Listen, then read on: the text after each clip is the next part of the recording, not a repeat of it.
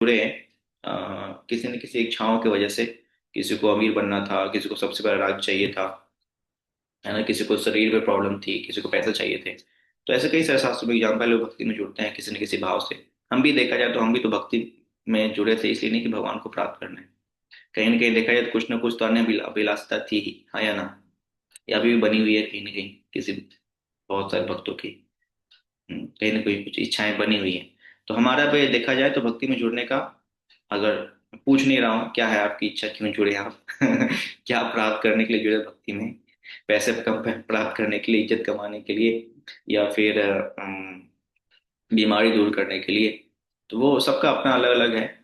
किसी न किसी भाव से जुड़ते हैं लेकिन बाद में क्या होता है, बाद में जैसे जैसे हम भक्ति करते हैं हमें वो भी मिलता है जो हमें चाहिए, वो भगवान देते हैं। ऐसे नहीं देते हैं, देते हैं, वन टाइम पे देते हैं।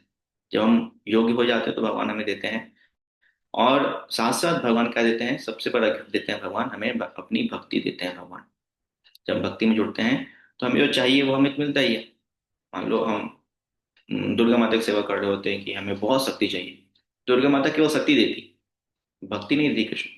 लेकिन कृष्ण की भक्ति करते हैं तो शक्ति मिलती है और भगवान की भक्ति मिलती है, डबल बेनिफिट। या बारिश चाहिए तो इंद्र की पूजा कर रहे हैं तो केवल बारिश ही मिलेगा, भगवान नहीं मिलेगा। लेकिन जब भगवान की सेवा करेंगे तो बारिश ही मिलेगा, साथ साथ भगवान की भक्ति मिलेगी। और कब मिल चाहिए वो भी भगवान देख के देते हैं कि कब ये योग्य होगा इसको संभालने के लिए, अन्यथा हम लेकर के कहीं खो ना जाए, उसका गलत उपयोग ना करें। तो इसलिए चार प्रकार के लोग, कनिष्क के अंदर चार प्रकार के लोग होते हैं जो स्वीकृति के कारण भक्ति में जुड़ते हैं। कहीं ना कहीं कुछ पुण्य कार्य किया होता है, कभी मान लो ब्राह्मणों को प्रसादम करवा दिया, कभी कुछ दान दे दिया, कभी एक बार हरे कृष्ण मंत्र ही बोल लिया। कुछ ना कुछ ऐसे कार्य किए होते हैं, भक्ति में कार्य किए होते हैं, तो उनको उनको स्वीकृति मिलती है। स्वीकृति की वजह से वो भक्ति में आगे चलते रहते हैं। सब गाड़ी में जितना पेट्रोल डालोगे उतना ही आगे बढ़ेगा। तो जो जितने ये पुण्य कार्य करते हैं, दान करना, सेवा करना, हरि नाम करना, गलती से भी कर रहे हैं, वो स्वीकृति मिलती है। इस भाव से उनको भगवान ऐसा सुविधा देते हैं कि वो भक्तों के संग में आ जाए और फिर भक्ति शुरुआत करे। जो भी इच्छा लेके शुरुआत करे वो कर लेते हैं। चाहे वो धन की इच्छा से करें, चाहे वो अ, बीमारी दूर करने की इच्छा से करें, चाहे कुछ और इच्छा है, किसी भी इच्छा, चार प्रकार की इच्छाएं लेके जो भी भक्ति में आते हैं, वो भक्ति में वो प्राप्त करते हैं, साथ साथ भगवान की भक्ति भी प्राप्त करते हैं। तो ऐसे एग्जाम्पल्स हमने देखा था गजेंद्र का, तो बहुत सारे एग्जाम्पल हमने देखे थे। और ध्रुव महाराज का, सनत कुमार का, तो बहुत सारे एग्जाम्पल, सनत ऋषियों का। ठीक है, तो आगे हम बढ़ते हैं। आज का जो चैप्टर है वो है इसी चैप्टर के लास्ट में एक बात और चर्चा आई थी, वो था भुक्ति मुक्ति। श्लोक बड़ा अच्छा है, 22 नंबर श्लोक। इसमें कहते हैं भुक्ति मुक्ति स्पृहा व्यात पिशाची प्रीति वर्तते, त्याग भक्ति सुख यातः कथम अयोग्यया भवेत। ये बता रहे हैं कि जब इच्छा रूपी जो आनंद की भुक्ति है और मुक्ति प्राप्त करने की जो इच्छा है, जब तक ये दोनों हमारे शरीर में है, हमारे अंदर है, तब तक कैसे भक्ति प्रकट हो सकती है? तो पिशाचनी, विचेज मतलब डायन भी कहते हैं, भूत भी कहते हैं, डायन भी कहते हैं। तो ये जो भोगने की इच्छा है, तो जब तक इच्छा है खुद भोगने की, तो इसको भक्ति के लिए डायन बताया गया, तो भूत बताया गया। तो जब तक ये भूत है तो आप कर सकते हो। मान लो किसी को, ने एग्जाम्पल देखा था, भूत अगर किसी को पकड़ ले तो काम सही से नहीं कर पाता, वैसे ही जब तक ये इच्छा रूपी भूत है, भोगने की इच्छा है, तब तक अ, और जब तक मुक्ति प्राप्त करने की इच्छा है, दो चीजें हैं, एक भोगने की इच्छा और मुक्ति प्राप्त करने की इच्छा। मुक्ति पांच प्रकार की होती है, हमने चर्चा भी किया था इसके ऊपर, फिर समझ आएंगे अभी आज वाले चैप्टर में। तो जब तक ये है मुक्ति प्राप्त करने की इच्छा और भोगने की इच्छा, तब तक हृदय में भक्ति प्रकट नहीं होता है। भक्ति और मुक्ति दो चीजें हैं। तो भक्ति कब प्रकट होगा? जब हमारे हृदय से भक्ति और मुक्ति प्राप्त करने की इच्छा जो है वो खत्म हो जाती है। तो जब हम भक्ति करते हैं तो मुक्ति करने की इच्छा खत्म हो जाती है। भक्ति जो है मुक्ति को तुच्छ समझती है। भक्ति करने वाले जो भक्त हैं, वो मुक्ति देवी आके बोलती है कि मैं तुम्हें मुक्त करता हूँ सारे कष्टों से, बोले ना ना ना, मुझे कष्टों में रहने दो, लेकिन भगवान की भक्ति करने दो। तो ये बहुत ही हाईएस्ट स्टैंडर्ड है। तो भक्तों का ये भाव होता है कि मुझे सेवा करनी है और मुझे मुक्ति नहीं प्राप्त करनी है। भले हम शरीर में रहें, स्त्री शरीर में रहें, पुरुष शरीर में रहें, किसी शरीर में रहें, बहुत सारे कष्ट हो, लेकिन मुझे भगवान की सेवा करनी है, मुझे मुक्ति नहीं प्राप्त करनी। इन कष्टों को छोड़ के मैं बस मुक्त हो जाऊं। तो ये मुक्ति वाला भाव भक्ति के लिए नहीं है। तो कैसे इसको हम स्वीकार करें, कैसे हमारे आचार्यगण इसको प्रार्थना करते हैं? तो पूरा जो अध्याय है उसमें आप अगर देखेंगे तो पूरे अध्याय में अ, रूप गोस्वामी पहले तो बता रहे हैं मुक्ति के बारे में कि मुक्ति कैसे नीचे है भक्ति से, और फिर लगभग 15 से 16 उदाहरण दे रहे हैं श्रीमद् भागवतम से, जहाँ पे अलग अलग हमारे आचार्यगणों ने प्रार्थना की है भगवान से कि मुझे मुक्ति नहीं चाहिए। जैसे ध्रुव महाराज, गजेंद्र, प्रहलाद महाराज, इंद्र, बहुत सारे भक्तगण हैं, लगभग 15, कुंती महारानी, 15 भक्त जिन्होंने भागवत में प्रार्थना करे भगवान से, मुझे आपकी सेवा चाहिए, मुक्ति नहीं चाहिए। तो इन प्रार्थनाओं को रूप गोस्वामी ने क्या किया है, पूरा डिटेल बताया। तो एक दो श्लोक मुक्ति के बारे में, फिर आगे 15 जो श्लोकाज हैं, 15 16 श्लोकाज हैं, उसमें अलग अलग प्रार्थना है। उन प्रार्थनाओं को रूप गोस्वामी ने लाइन बाय लाइन बताया है। और फिर लास्ट में शिला प्रभुपाद जी कुछ उदाहरण देते हैं। तो ऐसे ही पूरा चैप्टर कंप्लीट होता है। तो हम लोग पूरा प्रार्थनाएं, जो प्रार्थनाएं अलग अलग भक्तगण कर रहे हैं श्रीमद् भागवतम में, देखो अभी कैसे उन्होंने प्रार्थनाएं, सारी प्रार्थनाएं याद थी रूप गोस्वामी की, तब तो उन्होंने लिखा एक साथ। हमें बोला जाए सारी प्रार्थनाओं को इकट्ठा करो, यहाँ पे भक्त लोग प्रार्थना कर रहे हैं मुझे मुक्ति नहीं चाहिए, मुझे भक्ति चाहिए, तो हमें क्या पूरा भागवतम ढूंढना पड़ेगा। लेकिन प्रभु गोस्वामी सीधे सारे 16 के 16 17 एग्जाम्पल देके बता रहे हैं कि ये सारे भक्त प्रार्थना कर रहे हैं मुझे मुक्ति नहीं, मुझे भक्ति चाहिए। तो आइए हम पढ़ते हैं कौन कौन से भक्त प्रार्थना कर रहे हैं और उस प्रार्थना में क्या कहते हैं। ओके, तो स्टार्ट करते हैं। कौन स्टार्ट करेंगे पहले? ओके, प्रीति माता जी पढ़िए। हरे कृष्णा, धन्यवाद, प्रणाम। भगवान की भक्ति में भक्त इतनी गंभीरता पूर्वक लिप्त रहता है, इसे महाराज पृथु आदिराज के उस कथन से समझा जा सकता है जो श्रीमद् भागवत में अ, प्राप्त है। सॉरी प्रभु जी, वो हिंदी में लिखा है तो। हाँ कोई।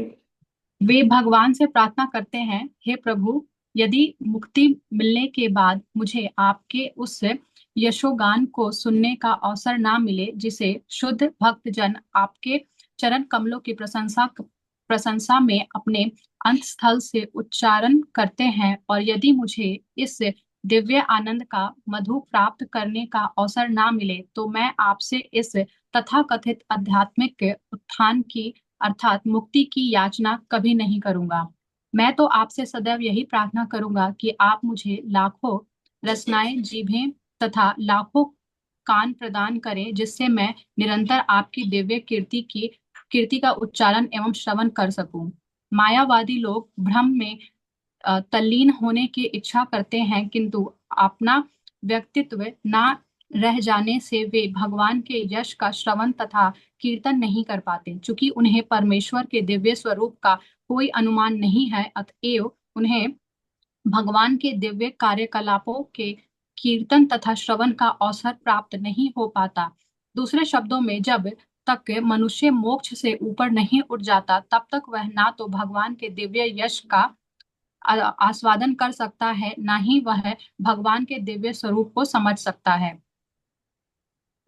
ऐसा ऐसा ही कथन श्रीमद् भागवत में पाया जाता है। सुखदेव गोस्वामी महाराज परीक्षित को संबोधित करते हैं, महात्मा राजा भरत भगवान के चरण कमलों की सेवा में इतने लिप्त थे कि उन्होंने पृथ्वी पर अपने प्रभुत्व को तथा अपनी संतान मित्र समाज राजसी ऐश्वर्य तथा सुंदर पत्नी के प्रति प्रेम को बड़ी आसानी से त्याग दिया। वे इतने भाग्यशाली थे कि लक्ष्मी जी ने उन्हें सभी प्रकार के भौतिक के भोग प्रसन्नता पूर्वक पेश किए थे, किंतु उन्होंने इन भौतिक ऐश्वर्यों को कभी स्वीकार नहीं किया। सुखदेव गोस्वामी राजा भरत के इस आचरण की भूरी भूरी प्रशंसा करते हैं। वे कहते हैं, जिस व्यक्ति का हृदय भगवान मधुसूदन के दिव्य गुणों के प्रति आकृष्ट रहता है, वह उससे मुक्ति की भी परवाह नहीं करता, जिसकी कामना बड़े बड़े मुनि करते हैं। भौतिक ऐश्वर्य की तो बात ही नहीं उठती।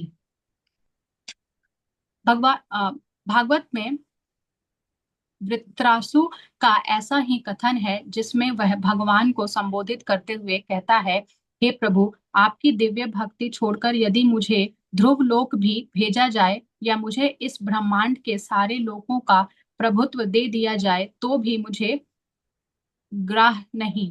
मैं ना तो योग सिद्धियों का इच्छुक हूँ, ना ही आध्यात्मिक उत्थान चाहता हूँ। मुझे तो नित्य के लिए एकमात्र आपकी संगति तथा दिव्य सेवा चाहिए। इस कथन की पुष्टि भगवान शिव द्वारा भागवतम में की गई है, जहां वे सती से यह कहते हैं, हे सती, जो लोग नारायण कृष्ण के भक्त हैं, वे किसी से डरते नहीं। यदि उन्हें स्वर्ग लोक भेजा जाता है या उन्हें भव बंधन से मुक्ति मिल जाती है या उन्हें नारकीय जीवन बिताने के लिए नीचे धकेल दिया जाता है, तो भी वे किसी स्थिति में डरते नहीं। नारायण के चरण कमलों की शरण ग्रहण करने के लिए शरण ग्रहण करने के कारण इस संसार का कोई भी पद उनके लिए किसी दूसरे पद के ही समान है। श्रीमद् भागवत में स्वर्ग के राजा इंद्र का ऐसा ही कथन है। इंद्र अपनी माता दीति से कहते हैं, हे माता, जो व्यक्ति सभी प्रकार की इच्छाओं को त्याग कर भगवान की भक्ति में ही लगे हुए हैं, वे अपने स्वार्थ को जानते हैं। ऐसे व्यक्ति वस्तुतः अपने स्वार्थों को पूरा करते हैं, स्वार्थ कुशल और और जीवन की सिद्ध अवस्था तक पहुंचने में परम पटु माने जाते हैं। भागवत। ओके, थैंक यू मधु। तो यहाँ पे बहुत सारे एग्जाम्पल्स आपने देखे, तो आपको एग्जाम्पल्स याद रखने हैं। और जितने सारे एग्जाम्पल्स हैं, अगर आप इसको ध्यान से देखेंगे तो ये सारे लोग इसमें एक्सपर्ट हैं। जैसे कि यहाँ पे एग्जाम्पल आ रहा है सबसे पहले, वो एग्जाम्पल है पृथु महाराज का। पृथु महाराज कौन है? पृथु महाराज वास्तव में भगवान कृष्ण ही है, जो सत्यावेश के अवतार के रूप में पृथु रूप में प्रकट हुए। जब धरती पूरी की पूरी बंजर हो गई तो पृथु महाराज आए। श्रीमद् भागवतम 4th कैंटो में पृथु महाराज की लीला का वर्णन आता है, कैसे पृथु महाराज आए थे और पूरी धरती को बचाए थे, धरती पर राजा बने थे, पूरे लोगों पे उन्होंने राज किया था। तो पृथु महाराज जो थे सबसे बड़े राजा थे। लेकिन पृथु महाराज यहाँ पे क्या बोल रहे हैं? पृथु महाराज कह रहे हैं कि मुझे ऐसा कोई ऐश्वर्य नहीं चाहिए। तो मुझे क्या चाहिए? पृथु महाराज कह रहे हैं मुझे भगवान की सेवा चाहिए। तो यहाँ पे पृथु महाराज का एग्जाम्पल दे रहे हैं। और फिर आगे आप देखेंगे तो एग्जाम्पल आता है वो, नेक्स्ट एग्जाम्पल इसका था, परीक्षित महाराज कह रहे हैं भरत महाराज के बारे में। सुखदेव गोस्वामी कह रहे हैं भरत महाराज। भरत महाराज कौन थे? वो भी राजा थे। भी भरत की बात करें तो हम कहते हैं भरत मतलब भारत। तो भारत मतलब छोटा सा देश नहीं था, पूरा पूरा विश्व और ऊपर लोग भी। उन सब के राजा कौन थे? भरत महाराज। तो सबको त्याग करके कहाँ गए? सबको त्याग करके वन में गए और भगवान के ध्यान में लगे। तो यहाँ पे कह रहे हैं वो कि वास्तव में मुझे कुछ नहीं चाहिए, मुझे मुक्ति नहीं चाहिए। मुझे क्या चाहिए? बहुत सारा ऑपुलेंस भी नहीं चाहिए, आर्थिक। तो आर्थिक इच्छा इच्छा नहीं रख रहे हैं यहाँ पे। तो क्या बोल रहे हैं? मुझे आपकी सेवा चाहिए। तो भरत महाराज का एग्जाम्पल यहाँ पे देते हैं। फिर आगे वृतासुर का एग्जाम्पल देते हैं। वृतासुर कौन है? वृतासुर भी अम्बरीश महाराज है। देखो ये सब छोटे मोटे लोग नहीं है हमारे आपकी तरह, जिनको फ्रिज चाहिए, एसी चाहिए, 3 BHK तो 5 BHK चाहिए। ये वो वाले लोग नहीं है। ये लोग कौन है? ये लोग ऑलरेडी पूरा का पूरा साम्राज्य, धरती नहीं, धरती के ऊपर का साम्राज्य भी इनके पास है। वो सब त्याग करके क्या चाहते हैं ये? हाँ, भगवान की सेवा चाहते।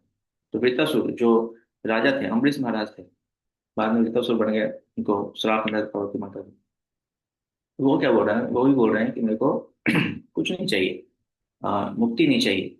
ऐसा नहीं कि मेरे सारे कष्ट दूर कर दो। वो असुर में चले गए, असुर शरीर में थे और उनको बहुत कष्ट था। तो बोले मुझे वो चाहते तो बोल सकते मुझे ध्रुव जैसा लोक दे दो, मैं पहले से फिर से राजा बन जाऊं। तो ऐसा वो बिल्कुल नहीं कह रहे हैं। वो क्या कह रहे हैं कि मुझे कोई ऐश्वर्य नहीं चाहिए और मुझे कोई जादुई शक्ति नहीं चाहिए। हाँ, तो मुझे क्या चाहिए? तो मुझे तो केवल हे भगवान आपका आ, सेवा चाहिए। दिव्य सेवा जो है आपकी, वो मैं आपके शाश्वत करता रहूं, मुझे बस वही चाहिए। जैसे कुलवि श्रीधर का एग्जाम्पल आता है। हाँ, कुलवि श्रीधर महाप्रभु के प्रकाश लीला में कुलवि श्रीधर जो है वो केला बेचते थे, महाप्रभु जाके मिलते थे तो महाप्रभु ने फिर सॉरी, मैं गला में थोड़ा सा प्रॉब्लम है, इसके बीच में सांस लेना पड़ेगा, आप लोग इसको बर्दाश्त कीजिएगा। वैसे आप लोग सामने बैठे हो नहीं कि टमाटर फेंक मारोगे पूरी तो फिर भी बर्दाश्त कीजिए, गला थोड़ा सा बैठ गया है, इस मौसम में बैठ ही जाता है तो बीच में मेरी आवाज के साथ साथ कोई खड़ास भी सुनाई दे। तो वृतासुर बोल रहे हैं कि मेरे कुछ नहीं चाहिए, मेरे को आपकी सेवा चाहिए। वो एक असुर शरीर में थे, बोलते हैं कि नहीं नहीं, मेरे को फिर से अपना राज्य दे दो, मुझे श्राप से मिला, श्राप मिला, मैं राजा था, फिर काम इधर आ गया। वो ऐसा बिल्कुल डिमांड नहीं कर रहे हैं। वो बोल रहे हैं मुझे अपनी दिव्य सेवा में लगाइए, मुझे कोई मिस्टिक पावर नहीं चाहिए, जादुई शक्ति। असुरों के पास बहुत से जादुई शक्ति होती है।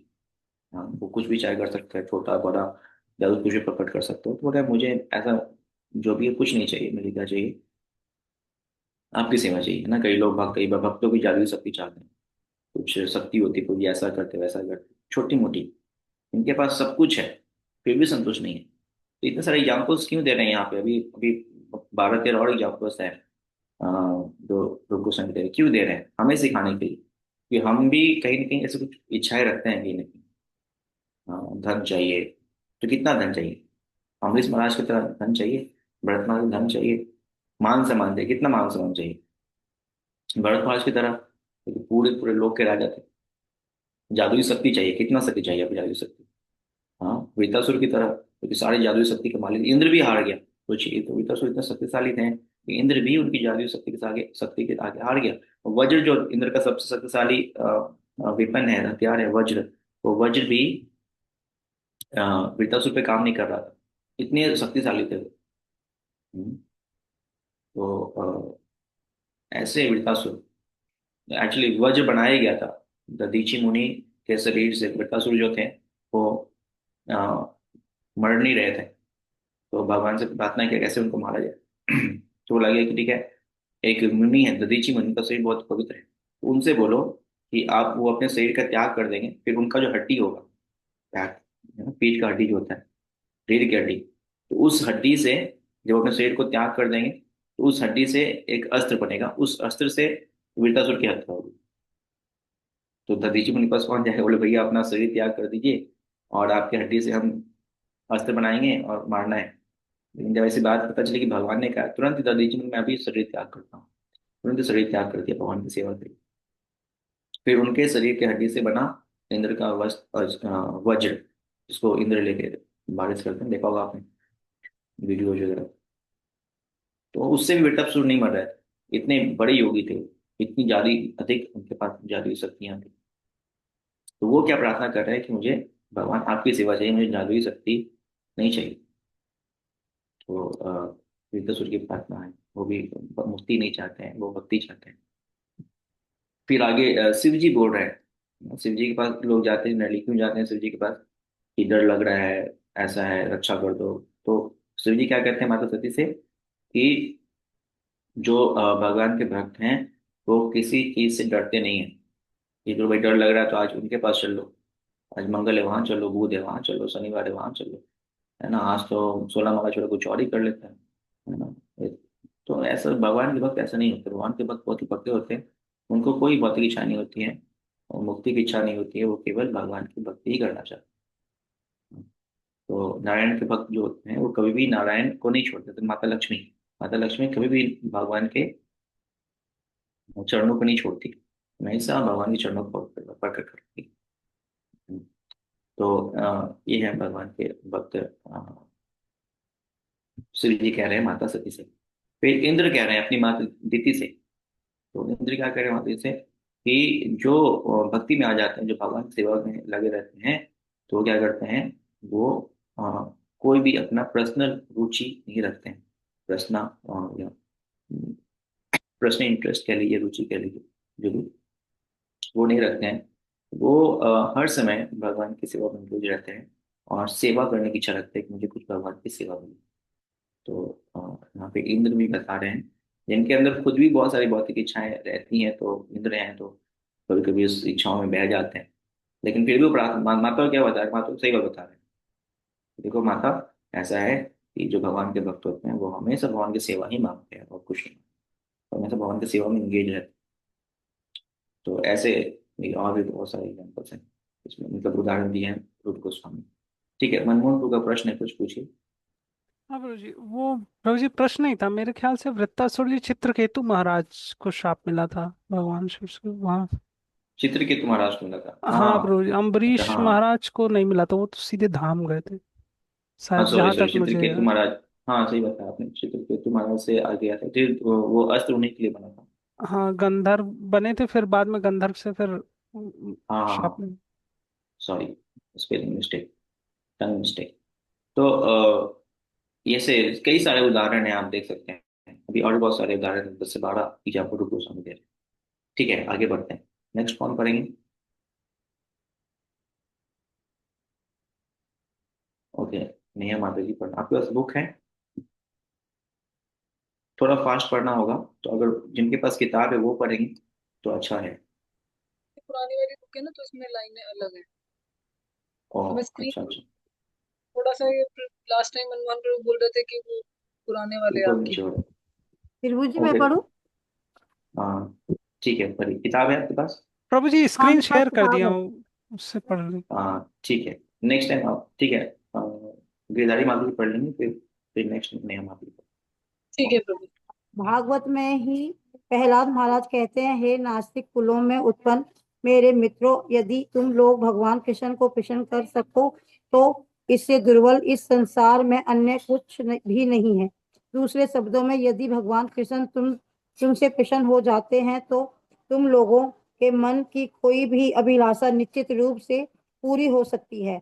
ऐसी दशा में सकाम कर्मों के फलों द्वारा ऊपर उठने से क्या लाभ, जो प्रकृति के गुणों द्वारा स्वयं प्राप्त हो जाते हैं। और भव भव बंधन से मोक्ष प्राप्त करने से क्या लाभ, यदि तुम लोग परमेश्वर के योगा गान गुण कीर्तन में रत रहकर उनके चरण कमलों के अमृत का आस्वादन सदैव करते रहो, तो इसमें किसी की भी आवश्यकता नहीं रह जाती।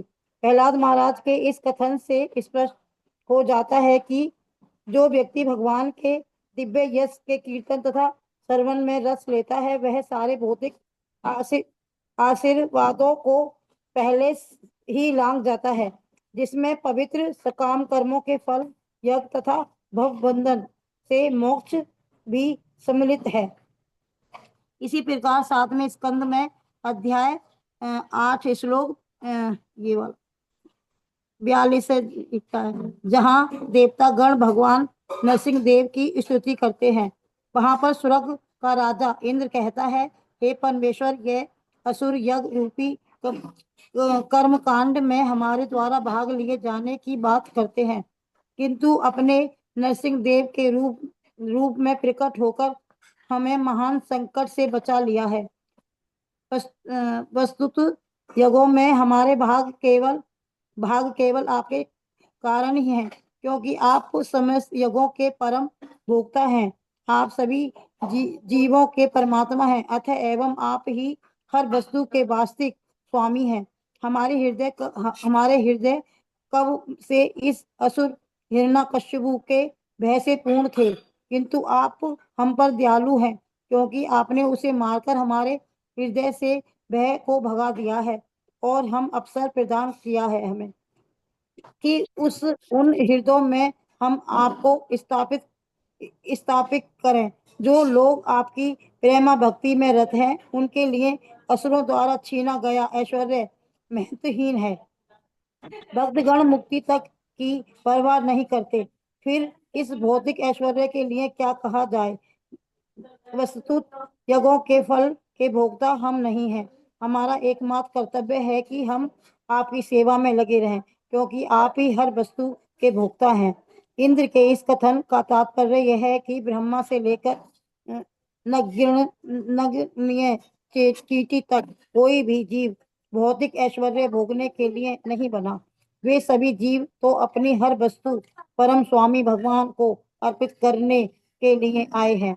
ऐसा करने से वे स्वयं लाभान्वित होते हैं। शरीर के भिन्न अंगों द्वारा खाद्य सामग्री एकत्र करके उसे पकाकर अंत में अमावस्या को प्रदान करने का उदाहरण फिर से प्रस्तुत किया जा सकता है। अमावस्या में पहुंचने के बाद इस भोजन से शरीर के सारे अंग समान रूप से लाभान्वित होते हैं।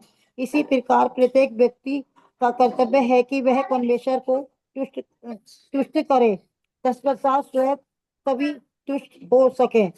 इसी भाव का एक श्लोक श्रीमद् भागवत में ही आया है, जिसमें गजेंद्र कहता है, हे प्रभु, मुझे आपकी भक्ति से प्राप्त होने वाले दिव्य आनंद का कोई अनुभव नहीं है, इसलिए मैंने आपसे कृपा करने की भिक्षा मांगी है। किंतु मैं जानता हूँ कि जो शुद्ध भक्त है और जो महापुरुष के चरण कमलों की सेवा करके सारी भौतिक कामनाओं से मुक्त हो गए हैं, वे सदा ही दिव्य आनंद के सागर में मगन रहते हैं। इसलिए मैं आपके शुभ कर्मों का गान करके ही सदैव तुष्ट रहते हैं। उन्हें ने तो किसी वस्तु की आकांक्षा रहती है, ने मांगने की आवश्यकता पड़ती है। ठीक है, ओके, थैंक यू माधव। ठीक है। तो यहाँ पे दो तीन और आचार्य ने प्रार्थना की भगवान से, उसका भी यहाँ वर्णन किया गया रूप गोस्वामी जी के द्वारा। तो यहाँ बता रहे हैं सबसे पहले प्रहलाद महाराज कौन है? असुरों के राजकुमार, उनको राजा बनना है नेक्स्ट टाइम। वो क्या कर रहे हैं? वो चाहते तो बोलते हैं कि क्या है, थोड़ा कॉम्प्रोमाइज कर लो, पिताजी की कब तक लाइफ है ना, मेरे पिताजी इतने अमीर है और भगवान की याद में करके क्या दिक्कत है, मिलेगा तो साम्राज्य सारा का सारा, पिताजी की सेवा कर लेते उनको भगवान मान लेते हैं, लेकिन चाहते तो कॉम्प्रोमाइज कर लेते ना। तो कॉम्प्रोमाइज नहीं कर रहे, वो इतना कुछ कष्ट सहने के बाद हमेशा भगवान को याद कर रहे हैं। यहाँ भक्ति बताई गई है वास्तव में। भक्ति 9 प्रकार की होती है, आप सबने पढ़ा है एनवाई में। प्रहलाद महाराज खुद ही कहते हैं, श्रवणम कीर्तनम अर्चनम वंदनम पाद्यम दास्यम साक्ष्यम आत्मनिवेदनम। तो ये 9 प्रकार की जो भक्ति है, तो 9 भक्ति में आप देखेंगे ये सब किसी न किसी भक्ति के अंग का इच्छा कर रहे हैं, भगवान की सेवा का डिमांड कर रहे हैं। और मोस्ट इंपॉर्टेंट आप देखेंगे इन सारे श्लोकों में सबसे इंपॉर्टेंट जो सारे भक्त डिमांड कर रहे हैं वो सुनने का, श्रवण और कीर्तन। तो इसका यहाँ पे डिमांड कर रहे हैं, स्पेशली अगर आप देखेंगे इन सारे श्लोक में। तो 9 भक्ति के अंग में सबसे महत्वपूर्ण है श्रवण और कीर्तन। तो भक्ति के ये 9 अंग हैं। और यहाँ प्रहलाद महाराज क्या बोल रहे हैं, क्या कर रहे हैं? प्रहलाद महाराज हमेशा भगवान को स्मरण कर रहे हैं, याद कर रहे हैं। तो प्रहलाद महाराज कह रहे हैं कि मुझे और कुछ नहीं चाहिए, मुझे बस आपके दिव्य लीलाओं का स्मरण करने का शक्ति प्रदान कीजिए, मुझे आपके भक्तों का संग और सेवा प्रदान कीजिए। सेवा मतलब श्रवण, सुनना चाहते हैं प्रहलाद महाराज, अधिक से अधिक स्मरण करना चाहते हैं भगवान के लीलाओं का। नेक्स्ट आप देखेंगे तो वहां पे इंद्र, जो कि इंद्र और जितने उनके देवतागण हैं वो सब भी प्रार्थना कर रहे हैं। क्या प्रार्थना कर रहे हैं कि वास्तव में सारे यज्ञ और जितने भी सामग्री, ऐश्वर्य वाला सामग्री है, वो सारा का सारा आपका है। और हमारा ड्यूटी क्या है? हमारा ड्यूटी है उसको आपको देना। तो जनरली हमारे पास सामग्री होता है, उसको भोग करना चाहते हैं, मजे करना चाहते हैं। लेकिन इंद्र यहाँ पे क्या कर रहे हैं? इंद्र, हालांकि आप देखते हैं कभी कभी शास्त्र में उदाहरण आता है कि इंद्र जो है वो बहुत ही भोग करते हैं, ऐश्वर्य में रहते हैं, लेकिन वास्तविकता में जब वो रहते हैं तो वो भी हमें यही शिक्षा दे रहे हैं, नरसिंह देव से प्रार्थना करें इंद्र भी, कि सारी सामग्री के मालिक आप ही हैं और हमारा क्या कर्तव्य है? हमारा कर्तव्य है कि हम क्या करेंगे, इन सारे सामग्रियों को आपकी सेवा में लगाएंगे, है ना। तो ये हमें भाव स्वीकार करना चाहिए कि हम क्या करेंगे, सारी सामग्री को भगवान से लगाएंगे। जैसे बैंक का एम्प्लॉय होता है तो उसके बहुत सारे पैसे होते हैं, ऐसे पैसे उसके हैं, वो क्या है, वो पैसे बैंक के हैं, वो बस उनको सेवा में लगाता है, उसको बस ट्रांसफर करता है। तो लाइक हमारे जीवन में भी बहुत जो भी कुछ है हमारे पास, हमारा शरीर है, हमारे पास जो थोड़ा बहुत धन है, जो भी हमारी बुद्धि है, जो हमारे पुत्र हैं, परिजन हैं, वो सब किसके हैं? भगवान के हैं। हमें उन सबको, जितने भी हमारे पास शक्तियां हैं, चाहे वो परिवार के रूप में, चाहे वो शरीर के रूप में, चाहे वो धन के रूप में, बुद्धि के रूप में, हमें उनकी उनको भगवान की सेवा में लगाना है।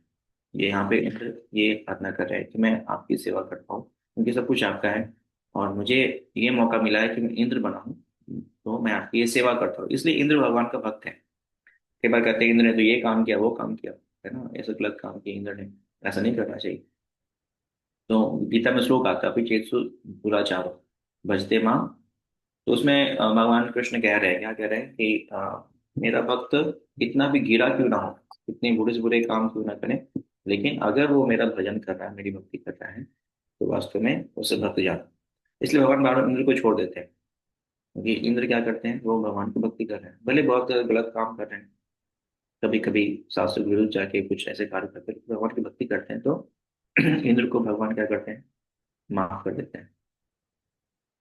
प्रार्थना भी है यहाँ पे, शिक्षा देने को प्रभुपाद जी की, हमें हर व्यक्ति जो भी कुछ हमारे पास है उस भगवान से हमें लगाना चाहिए।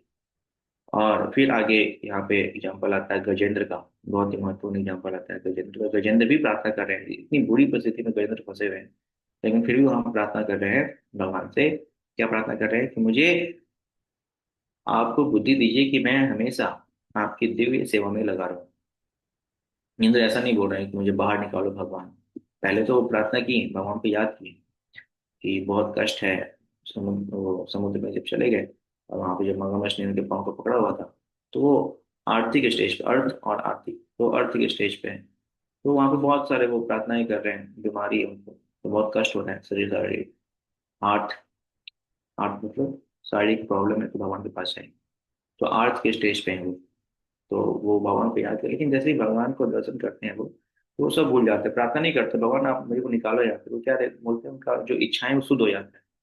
इसलिए भी कहते हैं कि जब हम भगवान की भक्ति करते हैं तो इच्छाएं हैं तो भी भगवान के पास ही जाना चाहिए, क्योंकि भगवान की अगर भक्ति करेंगे इच्छाओं के साथ ही भगवान के पास जाएंगे, तो हमारी इच्छाएं शुद्ध हो जाएंगी। जैसे गजेंद्र की इच्छा शुद्ध हो गई, ध्रुव महाराज की इच्छा शुद्ध हो गई, तो लाइक दैट अगर हम भी इच्छा इच्छा है तो इच्छा के साथ ही भगवान के पास ही जाए, तो भगवान के सेवा जब करेंगे तो इच्छा क्या हो जाएगी हमारी, शुद्ध हो जाएगी। तो यहाँ पे गजेंद्र चिल्ला नहीं रहे भगवान बचाओ, मैं फंसा हूँ, बहुत दर्द हो रहा है, नहीं, वो बोल रहे हैं क्या, गजेंद्र कह रहे हैं कि हे भगवान, एक्चुअली मैं यहाँ पे हूँ बहुत ही कष्टपूर्ण स्थिति में, लेकिन आप मुझे ऐसी आशीर्वाद दें कि मैं हमेशा क्या करता रहूँ, आपकी दिव्य सेवाएं करता रहूँ, और इससे अच्छा कुछ भी नहीं है। तो ये वो मांग रहे हैं उनकी दिव्य सेवा, अ, भगवान की दिव्य सेवा मांग रहे हैं, क्योंकि ये सबसे अधिक ऑस्पिशियस है। और ये बुद्धिमान लोग हैं, ऐसा नहीं मूर्ख लोग हैं, आपको समझने कि ये मूर्ख लोग कुछ भी मांग रहे हैं, भगवान आ गए, पहले तो निकलना चाहिए यहाँ से, है ना, पानी से निकालो, धन दे दो, है ना, ये सब डिमांड करना चाहिए, नहीं, ये मूर्ख नहीं है, ये सबसे अधिक बुद्धिमान है, क्योंकि इससे अच्छा कोई कार्य हो ही नहीं सकता। भगवान की सेवा करेंगे तो कभी भी मगरमच्छ नहीं पकड़ेगा, है ना, आपने देखा ना वो 9 टाइप गिफ्ट मिलते हैं, 9 टाइप की भक्ति में अलग अलग स्टेज पे जाते हैं तो अलग अलग गिफ्ट मिलते हैं, तो उसमें सबसे पहला गिफ्ट ये है कि कष्टों से मुक्ति हो जाती है, कि भगवान के भक्त बनेंगे तो जरूरत ही नहीं है फिर तुम कष्टों से प्रभावित हो, ऐसा सिद्ध प्रिपेयर हो जाता है। तो ये बहुत ही बुद्धिमान है, जब भगवान का दर्शन करते हैं, भगवान की सेवा करते हैं, तो जो भौतिक बुद्धि है, भौतिक बुद्धि है कि मैं ये चाहूँ, ये डिमांड है, वो डिमांड है, वो जो भौतिक इच्छाएं हैं वो एक्चुअली शुद्ध हो जाती है। तो उस शुद्धता के स्टेज में जितने प्रार्थनाएं, ये एक शुद्ध भक्त कर रहे हैं, हम लोग शुद्ध नहीं है तो हम बहुत सारा डिमांड लगाते हैं भगवान के पास, और ये दे दो, वो दे दो, ऐसा नहीं है, वैसा नहीं है, ये हम शुद्ध नहीं है। लेकिन जब पूर्ण शुद्ध हो जाते हैं तो उस स्टेज में व्यक्ति जान पाता है कि वास्तव में हमारे हमारा स्थिति क्या है, मैं कौन हूँ और भगवान कौन है, और उसके रिगार्डिंग ही वो भगवान से प्रार्थनाएं करता है।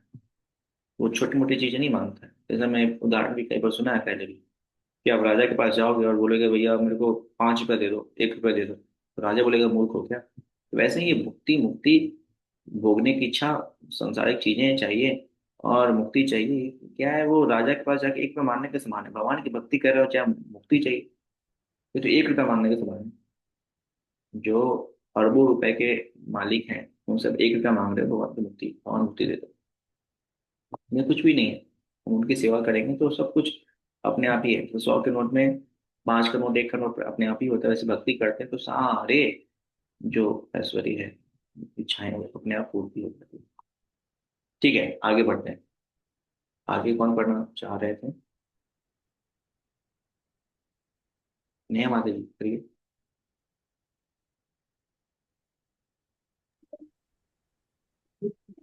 हरे कृष्णा, सब भक्तों को दंडवत प्रणाम।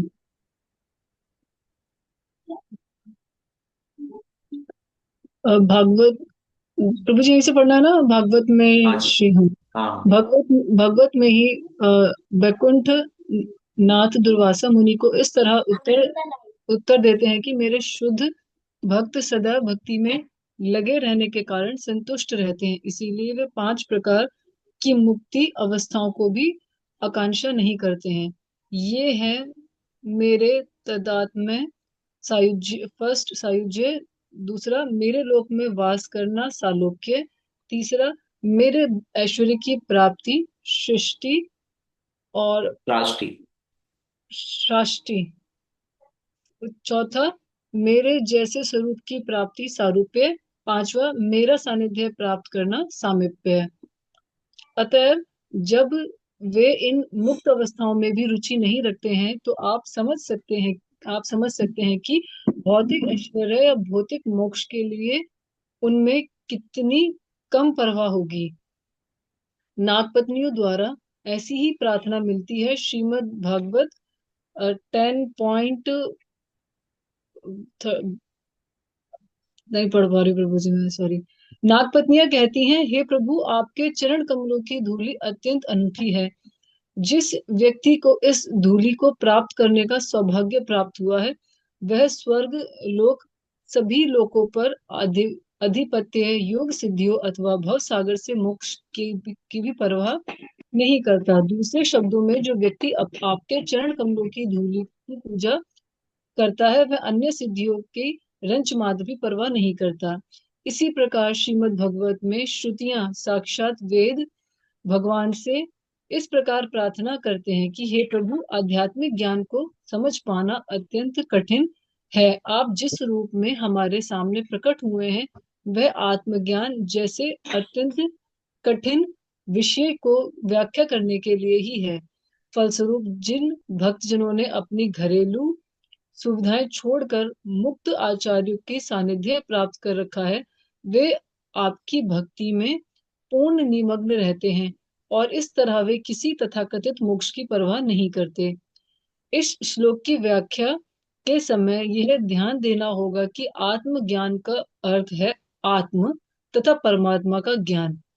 विष्टि विष्टि आत्मा तथा परमात्मा गुण की दृष्टि से एक है, अतः वे दोनों ब्रह्म कहलाते हैं, किंतु ब्रह्म ज्ञान को समझ पाना अत्यंत कठिन है। आत्मा को समझने में अनेक दार्शनिक लगे रहते हैं, किंतु वे वास्तविक प्रगति बहुत ही कम कर पाते हैं। भगवत गीता में पुष्टि हुई है कि लाखों व्यक्तियों में कोई एक आत्मज्ञान को समझ पाने का प्रयास करता है, और प्रयास करने वाले ऐसे अनेक पुरुषों में से एक या कुछ ही लोग जान पाते हैं कि भगवान क्या है। अतः इस श्लोक का भाव यह है कि आत्मज्ञान प्राप्त कर पाना अत्यंत कठिन है, इसीलिए इसे और सुगमता से उपलब्ध कराने के लिए भगवान अपने मूल रूप श्री कृष्ण के रूप में प्रकट होते हैं और अर्जुन जैसे संगी को प्रत्यक्ष उपदेश देते हैं, जिससे जन सामान्य इस आत्मज्ञान का लाभ उठा सके। इस श्लोक से यह भी स्पष्ट होता है कि मुक्ति का अर्थ है जीवन के भौतिक सुखों का पूर्ण त्याग। जीवन के भौतिक सुखों का पूर्ण त्याग। जो मायावादी हैं, वे भौतिक परिस्थितियों से मुक्त हो जाने से तुष्ट हो जाते हैं, किंतु जो भक्त हैं, वे भौतिक जीवन का स्वतः परित्याग कर सकते हैं और भगवान श्री कृष्ण के अद्भुत कार्यकलापों के श्रवण तथा कीर्तन के दिव्य आनंद का भी लाभ उठा सकते हैं।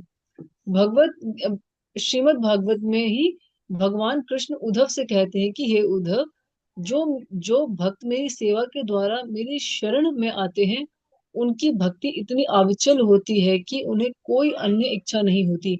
यदि उन्हें 4 प्रकार के आध्यात्मिक ऐश्वर्य भी प्रदान किए जाएं तो उन्हें भी अस्वीकार कर दें, तो फिर इस भौतिक संसार में किसी वस्तु की इच्छा करने की बात ही नहीं उठती। इस प्रकार अन्यत्र अन्यत्र भगवान श्री कृष्ण कहते हैं कि हे उद्धव, जिस व्यक्ति की चेतना मेरे विचार तथा कार्यकलापों में पूर्णतः तल्लीन रहती है, उसे ब्रह्म पद, इंद्र पद, लोकपति का पद या अष्ट सिद्धियों या साक्षात मोक्ष प्राप्ति करने की भी कोई इच्छा नहीं होती। इस तरह भागवत में भगवान शिव पार्वती देवी से कहते हैं कि हे देवी, इस ब्रह्मर्षि ब्रह्मर्षि मार्कंडेय को भगवान में अविचल श्रद्धा तथा भक्ति प्राप्त है, इसीलिए वह भव सागर से मुक्ति समेत किसी प्रकार के वर की कामना नहीं करता। इसी प्रकार पद्म पुराण में भी कार्तिक मास यानी कि अक्टूबर नवंबर में किए जाने वाले अनुष्ठान के प्रसंग में एक कथन आता है। इस मास में वृंदावन में भगवान श्री कृष्ण की पूजा दामोदर के रूप में करने का विधान है। यह दामोदर रूप श्री कृष्ण के बाल्यकाल का सूचक है, जब माता यशोदा ने उन्हें रस्सी से बांध दिया था। दाम का अर्थ है रस्सी और उदर का अर्थ है पेट। माता यशोदा ने नटखट श्री कृष्ण से तंग आकर उनको उनको उदर के चारों ओर रस्सी से बांध दिया था, इसलिए उनका नाम दामोदर पड़ा। कार्तिक मास में दामोदर से इस तरह की प्रार्थना की जाती है कि हे प्रभु, आप सबों के स्वामी और समस्त वरों के दाता हैं। ब्रह्म तथा शिव के समान अनेक देवता हैं, जो कभी कभी अपने अपने भक्तों को वर देते हैं। उदाहरण था, शिव जी ने रावण को अनेक वर दिए थे और ब्रह्मा जी ने हिरण्याक्ष को किंतु ब्रह्म तथा शिव भी भगवान कृष्ण के वरों पर भगवान श्री कृष्ण पर आश्रित रहते हैं, इसीलिए कृष्ण को समस्त वरों का दाता कहा गया है।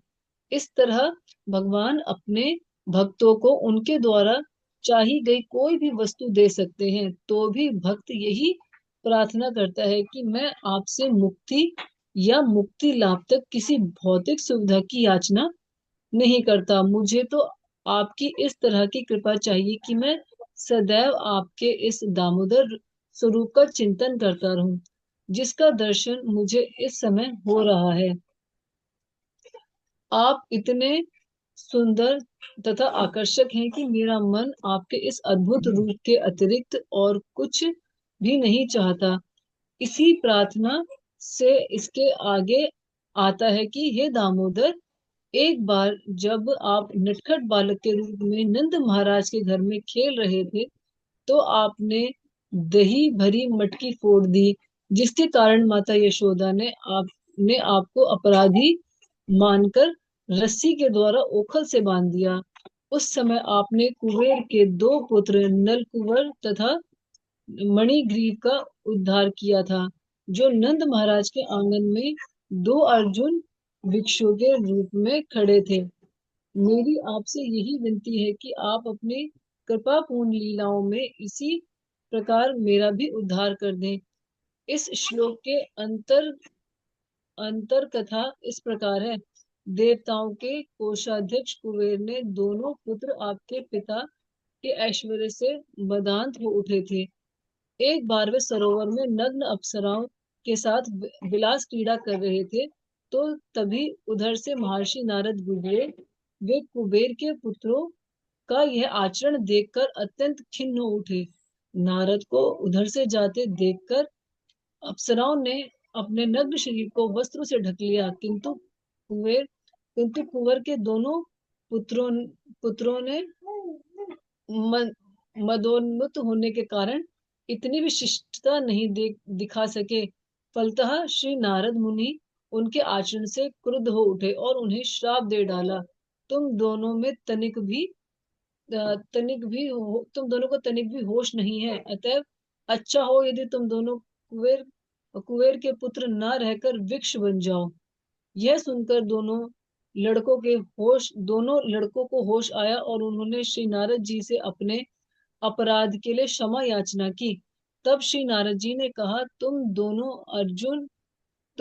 अर्जुन वृक्ष बनोगे और नंद महाराज के आंगन में खड़े रहोगे।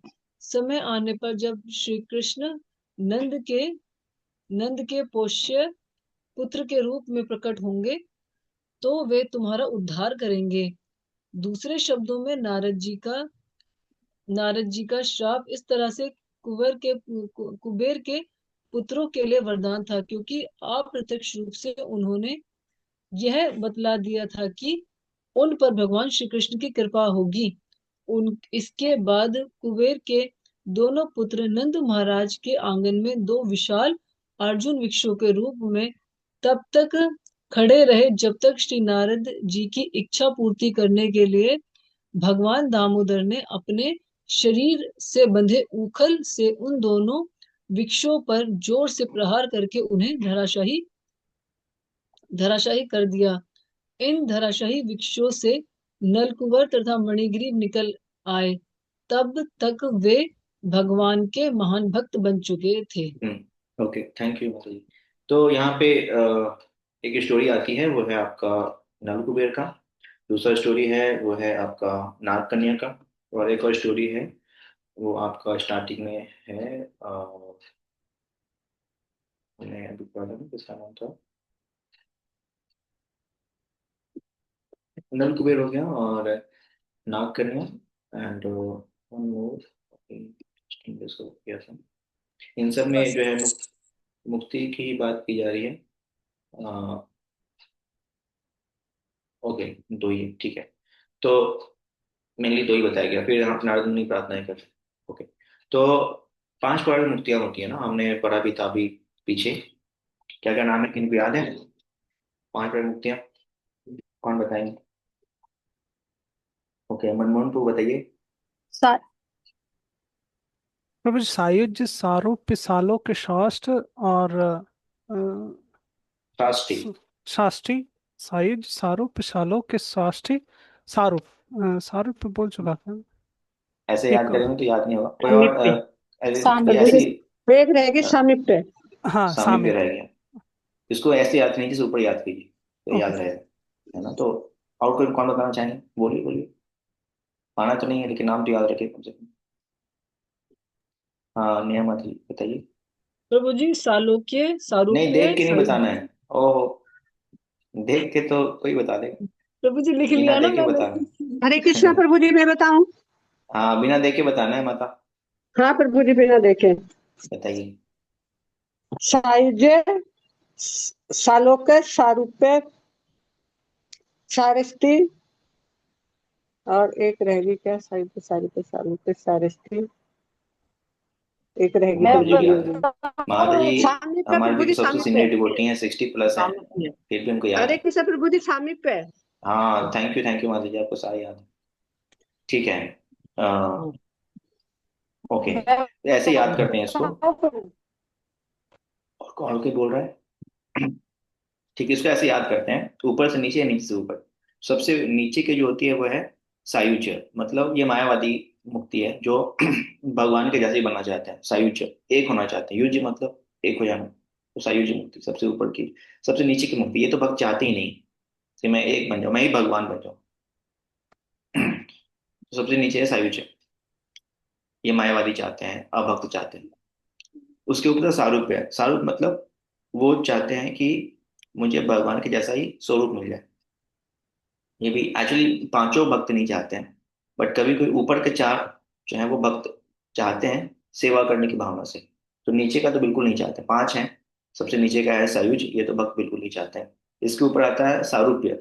आपको नाम से क्लियर हो रहा है, सायुज मतलब मिल जाना, एक ही हो जाना। सारूप मतलब ऐसा ही रूप चाहिए, जैसे आपने सुना है वैकुंठ धाम में, वैकुंठ में भगवान के जैसा ही सबका रूप होता है, सब चार चार भुजा वाले ही होते हैं। तो सारूप्य मुक्ति। ठीक है। फिर है सामीप्य। सामीप्य मतलब बिल्कुल भगवान के पास ही रहना है, भगवान से अलग नहीं रहना है, भगवान के नजदीक ही रहना है। तो समीप में रहना चाहते हैं भगवान के, तो कोई कष्ट ना हो। तो ये हो गया सामीप्य मुक्ति। सारूप्य के बाद सामीप्य, धीरे धीरे बढ़ते जा रहे हैं। शरीर मतलब एक होना चाह रहे हैं, ब्रह्म मिलना चाह रहे हैं, वो सब जो भी। फिर रूप मतलब एक ही जैसा रूप हो, सामीप्य मतलब रूप नजदीक आ जाए। फिर साष्टी। साष्टी मतलब भगवान के जैसा ही शक्ति मेरे को ही प्राप्त हो, कि मैं भगवान की सेवा कर पाऊँ। यहाँ पे सेवा बहुत ही महत्वपूर्ण है, कि चारों में सेवा की भावना भी रहती है ऊपर वाले में। भगवान के जैसे ही, आत्मा के जैसा रूप जो है भगवान के जैसा, भगवान के जैसे ही मिल जाए, भगवान के जैसे शक्ति मिल जाए। जैसे आपको मालूम है, वैसे ये स्टोरी रिलेटेड नहीं है इससे बहुत अधिक, बट आप जान सकते हैं जैसे कि राम जी ने स्वयं बोला कि देखो ऐसा है कि मैं जो था अभी बड़ा भाई था, अभी छोटा भाई बनना है। सॉरी, लक्ष्मण जी ने कहा रामायण में कि मैं छोटा भाई था, तो राम जी ने क्या किया, मेरे को नचाते रहे, ये कर लो वो कर लो वो कर लो, है ना। तो राम जी कष्ट में थे और मैं छोटा भाई, तो मैं कुछ बोल नहीं पा रहा था। तो मैं क्या, मुझे क्या करना है, मेरे को बड़ा भाई बनना है। तो जब अगले बार भगवान आए, क्या है, वो बलराम बन के आए। तो अभी क्या, बलराम जी कृष्ण को कंट्रोल कर रहे थे। तो ये शक्ति पोजेस करना भगवान की सेवा की भावना से, ये है सृष्टि। और सबसे ऊपर है सालुक्य। सालुक्य मतलब भगवान के ही लोक में रहना। और जो ये जो हम बोलते हैं, भगवान के धाम जाना, भगवान के धाम जाना, भगवान के धाम जाना, तो ये सालुक्य मुक्ति। तो ये मुक्ति एक्चुअली, जो शुद्ध भक्ति हैं, पांचों मुक्ति भी नहीं चाहते, भगवान के धाम भी नहीं जाना चाहते। तो क्या चाहते हैं, भगवान की सेवा करना चाहते हैं। तो अगर ये चार मुक्ति में स्वीकार करना पड़ता है, सामीप्य या साष्टी या सालोक्य या सयुज्य, तो इस भावना स्वीकार करते हैं कि मुझे भगवान की सेवा करनी है। भगवान की सेवा करने के लिए अगर उनको भगवान जैसा स्वरूप धारण करना पड़ रहा है, तो वो सालोक्य मुक्ति भी स्वीकार कर लेते हैं। भगवान की सेवा करने के लिए अगर उनको भगवान के समीप जाना पड़ रहा है, भगवान के समीप चले जाते हैं, सामीप्य मुक्ति प्राप्त भी वो ग्रहण कर लेते हैं। भगवान की सेवा प्राप्त करने के लिए साष्टी, वैसे शक्ति अर्जित करना पड़ रहा है, तो वो भी ले लेते हैं। और सालोक्य, एक ही लोक में रहना, भगवान के साथ ही रहना। क्यों रहना भगवान के धाम में, हम बोलते हैं भगवान के धाम जाना है, तो क्यों जाना भगवान के धाम में आपको, बताएं, कौन बताएं। वहां जाके समोसा खाना है, बर्गर खाना है, पिज्जा खाना, भगवान बना के सेवा, देंगे राधा रानी भगवान को, की फिर हम सेवा के राधा लिए। रानी से हम ले लेंगे। प्रभु जी वहां भगवान इसलिए की जाना जाते हैं सेवा के भगवान लिए। की सेवा। है। नहीं, हमें भगवान की सेवा चाहिए। ऐसा नहीं कि वहां बहुत ऑफरिंग चलता रहता है, दिन रात राधा रानी कुछ न कुछ बनाती रहती होंगी, और मैं रहूंगा उधर ही एक ही लोक में, तो जो भी ऑफरिंग निकलेगा वह खाता रहूंगा बैठ। तो इस भाव से नहीं, कई लोग इसलिए भक्ति में जुड़ते हैं कि भक्ति करके अच्छा है, खाने में कोई दिक्कत नहीं है, रहने की कोई दिक्कत नहीं है, भगवान की सेवा करते हैं, सब कुछ वहां तो आराम से मिल जाता है। तो इस भाव से भक्ति नहीं करनी है। भक्ति इस भाव से करनी है कि सेवा करनी है। कई लोग मंदिर से लिए आते हैं, संडे को मंदिर क्यों आते, क्यों आते संडे को मंदिर? संडे को जो मंदिर में ना बड़ा अच्छा फिश होता है, तो घर में कुकिंग नहीं करना पड़ता है ना। तो पूरी फैमिली आते हैं हम लोग और खा पी के चले जाते हैं। छुट्टी का दिन भी होता है और कुकिंग भी नहीं करना पड़ता है, खा पी के चले जाते हैं। तो अच्छा हॉलीडे हो जाता है हमारा। इसलिए हम संडे को मंदिर आते हैं पूरे परिवार के साथ। तो इस भाव से मंदिर आते हैं क्या, आएंगे और कुकिंग नहीं करना पड़ेगा, घर में फ्री रहेंगे, नहीं। तो ये कौन सा मुक्ति हो गया फिर, कौन सा मुक्ति है ये? संडे को चलो मुक्ति प्राप्त करते हैं घर से, कौन सी मुक्ति है ये? जाएंगे और खा पी के आ जाएंगे आराम से, कौन सी मुक्ति है बताइए, नया मुक्ति जो बता रही। हम्म। नहीं प्रभु जी, मैं उसके लिए नहीं हैंड रेस किया। मैंने मैंने कहा जैसे कि अगर हम मान लो मर गए और भगवान के यहाँ पे गए, तो क्या प्रभु जी यहाँ तो हम सशरीर सेवा करते हैं ना, कि हाँ। भगवान जी की, तो क्या वहां पे तो वैसे ही बहुत कुछ पहले से इतना बड़ा होगा, सब चीजें भगवान की, तो हमारी क्या कहाँ लाइन हो लगी होगी। हम्म। हमारी सेवा वहाँ फिक्स है, भगवान के धाम में हम सबकी सेवा फिक्स है। और आप यहाँ पे हो छतरपुर में, तो आपकी सेवा वहाँ रुकी हुई है, भगवान की सेवा नहीं होगी। मान लो आपकी सेवा है कि भगवान सुबह से उठेंगे तो भगवान के चरणों में पादुका दोगे, मान लो ये आपकी सेवा है भगवान के धाम में। तो अगर आप इधर हो छतरपुर में, तो वहां पे सेवा रुकी हुई है, कोई नहीं कर रहा है। अच्छा। भगवान ने आपको सेवा से नहीं निकाला, आप सेवा से निकल के आए। भगवान ने ऐसा नहीं कि आपका जगह किसी और को रख लिया, चलो ये तो जा हम्म। रही छतरपुर, जाने दो इसको, मैं किसी और को रख लेता हूँ। हाँ। तो जीवात्मा जब भगवान की सेवा छोड़ के संसार में आता है, भगवान वेट करते हैं जीवात्मा के आने का, कि आएगा और फिर से अपनी सेवा स्टार्ट करेगा। भगवान अच्छा। ये ऑफिस के बॉस की तरह नहीं है, फिर कोई भाग गया तो फिर नहीं, नया नया एम्प्लॉय रख लो। हम भगवान के शाश्वत अंश हैं, और जब भगवान को छोड़ के संसार में आते हैं, भगवान हमारा केयर करते हैं, भगवान हमारी इच्छाओं को पूर्ति करते हैं, ताकि एक दिन तो ये फ्रस्ट्रेट हो जाए कि नहीं, ये इतना कुछ मैंने अपने संसार में ग्रहण किया, सुख मिल ही नहीं रहा है, मुझे फिर से दोबारा जाना है भगवान के पास और उनकी सेवा करनी। इस भगवान जो हम इच्छाएं करते हैं हर कुछ देते रहते हैं। चलो तुम्हें ये चाहिए, तुम्हें वो चाहिए, जो चाहिए, जो भी देते हैं भगवान, सब जो भी इच्छाएं करते हैं, कहीं ना कहीं हमारी इच्छा है तभी भगवान हमें दे रहे हैं। वो हमें देते हैं कि लो इससे सुख ढूंढो इसमें, लेकिन हमें मिलता नहीं है। तो एट लास्ट मोमेंट क्या होता है कि हम सारे सुखों को लेते लेते परेशान हो जाते हैं ना, नहीं चाहिए मुझे, तो बहुत बेकार है सारे सुख, मुझे नहीं चाहिए। जैसे होता है ना, एक छोटा बच्चा आपने देखा होगा, है ना, आप तो दो दो बेटियां हैं, है ना? तो आपने देखा होगा कि कभी कोई बच्चे जो होते हैं बहुत जिद करने लगते हैं, नहीं मेरे को नहीं चाहिए, क्या चाहिए, मेरे को मम्मा चाहिए, मम्मा के साथ जाना है। अरे बाप बाप, बेटा ये ले लो समोसा खा लो, चलो तुमको घुमा छत पे घुमा के लाते हैं, नहीं मेरे को नहीं चाहिए, क्या चाहिए, मेरे को मम्मा ही चाहिए, माँ ही चाहिए मेरे को। देखो ना, बच्चे ऐसे जिद करते हैं ना कभी कभी। आजकल बच्चे खो जाते हैं, मोबाइल मोबाइल पकड़ा दो, ए बेटा मोबाइल दे दो, हाँ ठीक है मोबाइल देखेंगे, जाने दो माँ को मार्केट। लेकिन बच्चे बहुत जिद्दी होते हैं, बिल्कुल नहीं मानते, कितना भी कुछ दे लो। मैं इसलिए बता रहा था, मैंने भी कभी कोई देला इस चीज को। बच्चों को कितना समझा लो, समझते ही नहीं है, तो जिद पे अड़ जाएंगे, नहीं मेरे को चाहिए तो वही चाहिए, माँ ही चाहिए, है कि नहीं? तो ऐसा कंडीशन होता है जीव का भी। तो इस कंडीशन में जब ये विभक्ति करता है कि मेरे को कुछ नहीं चाहिए, मेरे को धन नहीं चाहिए, मेरे को ऐश्वर्य नहीं चाहिए, मेरे को मान सम्मान नहीं चाहिए, मेरे को ये नहीं चाहिए, वो नहीं चाहिए, कुछ भी संसार में मिल जाए वो उसको इग्नोर करता है। क्या चाहिए, मेरे को कृष्ण की भक्ति चाहिए, वो हमेशा रोते रहता है। जैसे बस संसार के लोग रोते रोते रहते हैं ना हमेशा, ये दे दो वो दे दो वो दे दो। तो भक्त हमेशा रोते रहता है, क्यों रोते रहता है, मुझे भगवान की भक्ति चाहिए। बोले, यार तुमको इतना बड़ा बंगला मिला, घर मिला, सारा सुख सामर्थ्य है तुम्हारे पास, तो क्या चाहिए, क्यों रो रहे हैं, क्यों क्यों रो रहे हैं, तो कुंती मांडव को सब कुछ मिल गया, फिर भी रो रही हैं, नहीं भगवान मुझे आप ही चाहिए। पांचों बेटे जिंदा बच गए हैं, पूरा भारत का साम्राज्य मिल गया, कोई कमी उनके पास नहीं रही, लेकिन फिर भी भगवान जा रहे हैं तो रोने लगी कुंती महारानी। तो भगवान बोले क्यों रो रही हो, सब कुछ दे दिया तुम्हें, तुम्हारा कुछ भी छीना नहीं तुमसे। तो वो कुंती महारानी कह रही मेरे को ये नहीं चाहिए, मेरे पांचों बेटे, इतना बड़ा ऐश्वर्य, पूरा मतलब पूरा नहीं बन गई थी, मतलब माता बन गई पूरे भारत फिर से, तो मेरे को नहीं चाहिए। रो रही है भगवान के आगे, तो क्या चाहिए, भगवान मुझे आप ही चाहिए। भगवान बोले ठीक है, मैं चलता हूँ। आपने पढ़ा ना कुंती मांडव की शिक्षाओं, भगवान फिर से लौट के खुद में घर में चले गए। तो ये जो है शुद्ध भक्ति इच्छा होती है, कुछ नहीं चाहिए मेरे को, आप ही चाहिए। तो प्रश्न मैंने तो कुछ और ही पूछा था, माता जी ने कहीं और ही भटका दी। क्या प्रश्न था?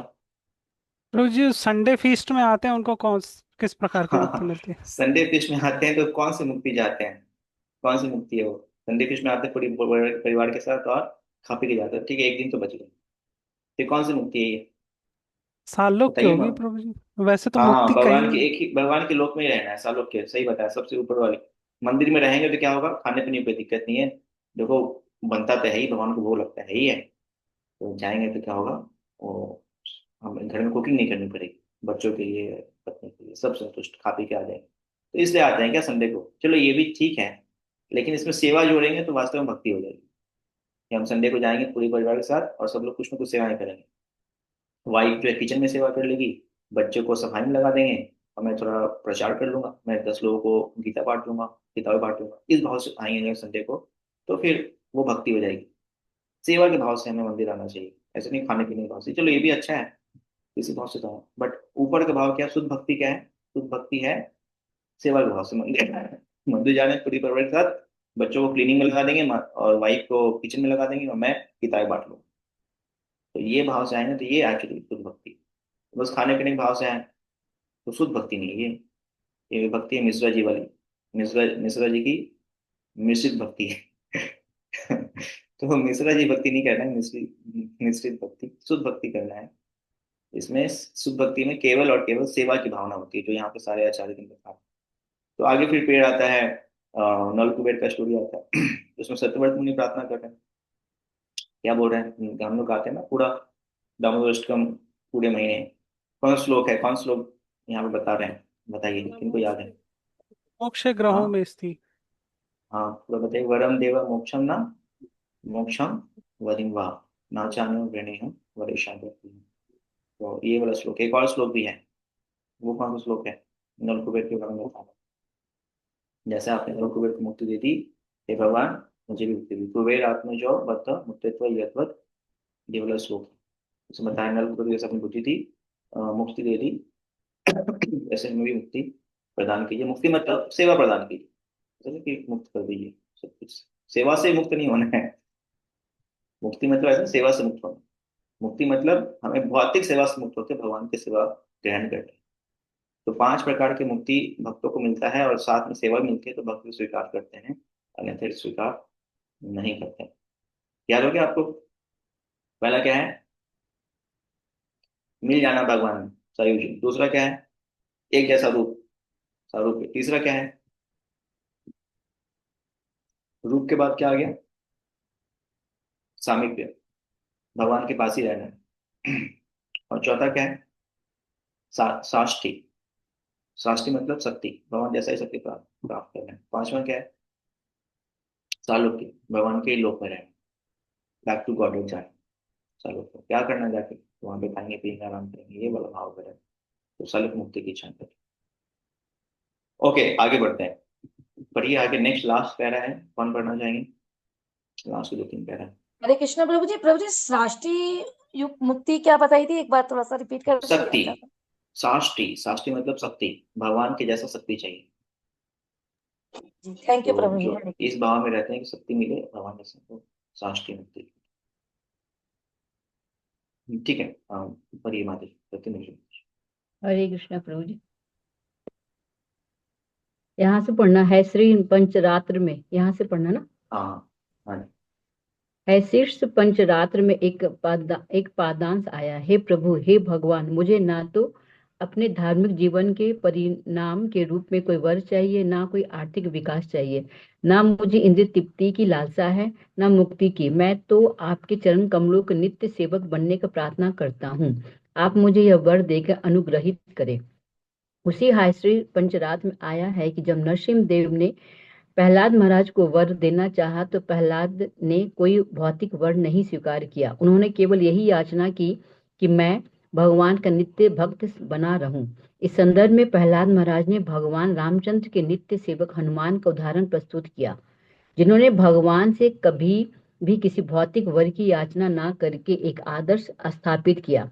वे सदैव भगवान की सेवा में लगे रहे। हनुमान का यह चरित्र आदर्श है, जिसके लिए आज भी वे सारे भक्तों द्वारा पूजनीय है। प्रहलाद महाराज ने हनुमान को भी सादर नमस्कार किया। हनुमान द्वारा उच्चारित एक सुप्रसिद्ध श्लोक है, जिसमें वे कहते हैं, हे प्रभु, आप चाहे तो इस जगत में मुझे मोक्ष दे या अपने में तदाकार होने का अधिकार दे, किंतु मुझे इन सब की आकांक्षा नहीं है। मैं ऐसी कोई वस्तु नहीं चाहता जिससे मोक्ष के बाद भी आपके साथ मेरे दास रूप संबंध में किसी तरह की कमी हो। नारद पंथ रात में भी ऐसा ही एक अंश प्राप्त है, जिसमें उल्लेख है कि हे प्रभु, मैं धार्मिक अनुष्ठान या अर्थ, काम अथवा मोक्ष के द्वारा किसी सिद्धावस्था का भूखा नहीं हूँ। मेरी तो आपसे इतनी विनती है कि आप मुझे अपने चरण कमलों की छाया में रहने दें। मुझे शालोक्य, आपके लोक में वास, या शारूप्य, आप जैसा रूप, जैसा कोई मुक्ति नहीं चाहिए। मुझे तो इतना ही अनुग्रह चाहिए कि मैं आपकी प्रेम भक्ति में सदा लगा रहूं।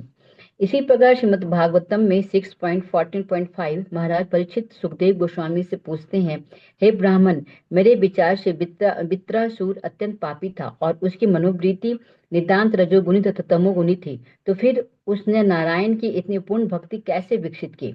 मैंने सुना है कि बड़े बड़े तपस्वी या ज्ञानी व्यक्ति भी बड़े प्रयत्न से भगवान के भक्त बन पाते हैं। ऐसे व्यक्ति दुर्लभ होते और प्राय देखने में नहीं आते। अतः मैं आश्चर्यचकित हूँ कि वृत्तासुर ऐसा भक्त किस प्रकार बना। उपयुक्त श्लोक की सबसे महत्वपूर्ण ध्यान देने योग्य बात यह है कि भले ही ऐसे अनेक मुक्त पुरुष हो जो निराकार ब्रह्म से तदाकार हो चुके हों, किंतु भगवान नारायण का भक्त अत्यंत दुर्लभ होता है। लाखों मुक्त व्यक्तियों में से भी कोई एक बिरला भगवत भक्त होता है। श्रीमद् भागवतम में 1.8.20 में रानी कुंती ने भगवान कृष्ण के द्वारका प्रस्थान के समय प्रार्थना की, हे कृष्ण, आप इतने महान हैं कि बड़े बड़े विद्वानों एवं परमहंसों के लिए भी अगम्य है। अतः यदि भौतिक संसार के समस्त कर्म फलों से परे रहने वाले ऐसे महामुनि आपको नहीं जान पाते, तो हम तो अल्प बुद्धि स्त्री जाति से संबंध होने के कारण आपके यश को कैसे समझ सकती हैं। हम आपको कैसे समझ सकती है। इस श्लोक में ध्यान देने की विशेष बात यह है कि भगवान महान परमहंसों द्वारा भी नहीं जाने जा सकते। केवल रानी कुंती ऐसे भक्तों के द्वारा ही नम्र भाव के कारण जाने जाते हैं। यद्यपि कुंती स्त्री थी और पुरुषों से कम बुद्धिमान मानी जाती थी, तो भी उन्होंने कृष्ण की महिमा को समझा। यही इस श्लोक का तात्पर्य है। श्रीमद् भागवतम में ही 1.7.10 का एक महत्वपूर्ण श्लोक है जिसे आत्माराम श्लोक कहा जाता है। इस श्लोक में कहा गया है कि भौतिक कलमश से पूर्णतः मुक्त लोग भी भगवान कृष्ण के दिव्य गुणों से आकृष्ट हो जाते हैं। इस श्लोक का तात्पर्य यह है कि मुक्त आत्मा को भौतिक भोग की रंच मात्र भी इच्छा नहीं रहती। वह सभी प्रकार की भौतिक इच्छाओं से पूर्णतः मुक्त रहता है, तो भी वह भगवान की लीलाओं को सुनने एवं समझने की इच्छा से बलात् आकृष्ट होता है। अतः हम इस निष्कर्ष पर पहुंचते हैं कि भगवान की महिमा तथा उनकी लीलाएं भौतिक नहीं है। अन्यथा आत्माराम कहे जाने वाले मुक्त पुरुष ऐसी लीलाओं द्वारा आकृष्ट क्यों होते हैं? इस श्लोक की यही विशेष बात है। उपयुक्त कथन से पता चलता है कि भक्त मुक्ति की किसी भी अवस्था के पीछे नहीं पड़ता। मुक्ति की 5 अवस्थाएं हैं जिसकी विवेचना पहले ही की जा चुकी है। भगवान से तदमय सायुज्य, भगवान के ही लोक में वास सालोक्य, भगवान जैसा स्वरूप प्राप्त करना सारूप्य, भगवान जैसे ऐश्वर्य प्राप्त करना साष्टी, भगवान का निरंतर सान्निध्य प्राप्त करना सामीप्य। मुक्ति की इन 5 अवस्थाओं में से भगवान से तदमय अर्थात सायुज्य किसी स्थिति में भक्त को स्वीकार नहीं है। अन्य 4 अवस्थाएं भी भक्त द्वारा वांछित नहीं होती, तो भी ये भक्ति के आदर्शों के प्रतिकूल नहीं है। मुक्ति की इन 4 अवस्थाओं को प्राप्त हुए कुछ मुक्त आत्मा कृष्ण के प्रति स्नेह भी उत्पन्न कर सकते हैं और वे आध्यात्मिक आकाश में गोलोक वृंदावन में भेजे जा सकते हैं। दूसरे शब्दों में, जो लोग वैकुंठ लोक जा चुके हैं और जिन्हें 4 प्रकार की मुक्तियां प्राप्त है, वो भी कभी कभी कृष्ण के प्रति स्नेह विकसित कर सकते हैं और कृष्ण लोक को भेजे जा सकते हैं। 4 प्रकार की मुक्त अवस्थाओं को प्राप्त मनुष्यों को भी जीवन की विभिन्न अवस्थाओं से होकर गुजरना पड़ सकता है। प्रारंभ में उन्हें कृष्ण के ऐश्वर्य की इच्छा हो सकती है, किंतु पौढ़ावस्था में कृष्ण के प्रति उनका सुप्त प्रेम जो वृंदावन में प्रकट होता है उनके हृदय में प्रमुख बन जाता है। फलतः शुद्ध भक्त सायुज्य मुक्ति कभी भी स्वीकार नहीं करते, भले ही कभी कभी वे अन्य 4 मुक्त अवस्थाओं को अनुकूल क्यों न मान लें। भगवान के विभिन्न प्रकार के भक्तों में से जो भक्त कृष्ण के मूल रूप अर्थात वृंदावन बिहारी के प्रति आकृष्ट होता है, वह अग्रणीय अर्थात प्रथम श्रेणी का भक्त माना जाता है। ऐसा भक्त ना तो बैकुंठ के ऐश्वर्य से, ना ही कृष्ण की राजधानी द्वारिका के ऐश्वर्य से आकृष्ट होता है। श्रील रूप गोस्वामी इस निष्कर्ष पर पहुंचते हैं कि गोलोक या वृंदावन में भगवान की लीलाओं द्वारा आकृष्ट होने वाले भक्तगण सर्वश्रेष्ठ हैं। भगवान की किसी विशेष रूप के प्रति अनुरक्त भक्त अन्य रूपों के प्रति आकृष्ट नहीं होना चाहते। उदाहरणार्थ, भगवान रामचंद्र के भक्त हनुमान को ज्ञात था कि भगवान रामचंद्र तथा भगवान नारायण में कोई अंतर नहीं है, तो भी वह केवल भगवान रामचंद्र की सेवा में लगे रहना चाहते थे। ऐसा भक्त विशेष द्वारा विशिष्ट आकर्षण के कारण है।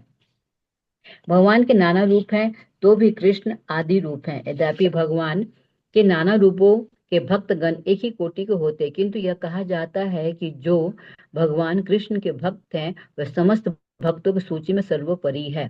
वृंदावन यदि वह स्थान है जहाँ कृष्ण बालक के रूप में अपने नित्य लीलाएं करते हैं और यह सारी सृष्टि में सर्वोच्च क्षेत्र माना जाता है। जब यह वृंदावन भौतिक जगत में प्रकट होता है तो यह स्थान गोकुल कहलाता है और बैकुंठ जगत में यही गोलोक या गोलोक वृंदावन कहलाता है। हरे कृष्ण प्रभु जी, खत्म हो गया। थैंक यू माधुरी, हरे कृष्ण। तो यहाँ पे फाइनली ये लास्ट पैरा था जिसमें जसो एग्जाम्पल आया है और साथ साथ कुंती माणी का एग्जाम्पल भी आया है, और फिर यहाँ पे आत्माराम श्लोक जो कि फर्स्ट कैंटो में बताया गया। आत्माराम मतलब वैसे लोग जो कि आत्मा लेवल पे हैं, हमेशा मुक्त हैं, उनको कोई कष्ट नहीं है, सारे ज्ञान है, सारी बुद्धि है, सारे कष्टों से मुक्त हैं। तो ऐसे लोग भी आत्मारामी क्या करते हैं, आत्मारामी भगवान के लीलाओं के बारे में श्रवण करना चाहते हैं और गुणगान करना चाहते हैं। तो इच्छा शून्य नहीं होना है। भक्ति मतलब ऐसा नहीं कि हम इच्छा शून्य हो जाए, मुक्ति मतलब सारी इच्छाओं से मुक्त हो जाना। तो ऐसे लोग जो होते हैं सारी इच्छाओं से मुक्त होना चाहते हैं, कोई संतुष्ट नहीं हो पाते हैं। तो वास्तव में भक्ति मतलब क्या होता है, इच्छाएं प्रकट करना। कैसे प्रकट करना, भगवान के लिए। अभी हम बहुत सी सेवाएं कर रहे हैं, तो ये सेवाएं किसकी कर रहे हैं, हम अपने शरीर की कर रहे हैं, अपने संबंधियों की कर रहे हैं, समाज की कर रहे हैं। तो इससे हटाना है इसको। अभी इसको क्या करना है, इसको भगवान के लिए करना है। तो ये हो जाती है भक्ति। इच्छा करना है, इच्छा शून्य नहीं होना है। तो फिर मायावाद हो गया, शून्यवाद हो गया, बुद्धिस्ट फिलोसफी हो गई कि कोई इच्छा नहीं है प्रभु जी, अब तो कोई इच्छा नहीं है, मुक्त होना है मुझे। तो ये तो फिर शून्यवाद हो गया कि हम शून्य मिलना चाहते, कोई इच्छा नहीं। होना चाहिए मैं इच्छा रखती हूँ, मैं इच्छा रखता हूँ, क्या रखता हूँ, तो मुझे भगवान की सेवा मिले, मैं भगवान की सेवा करूँ।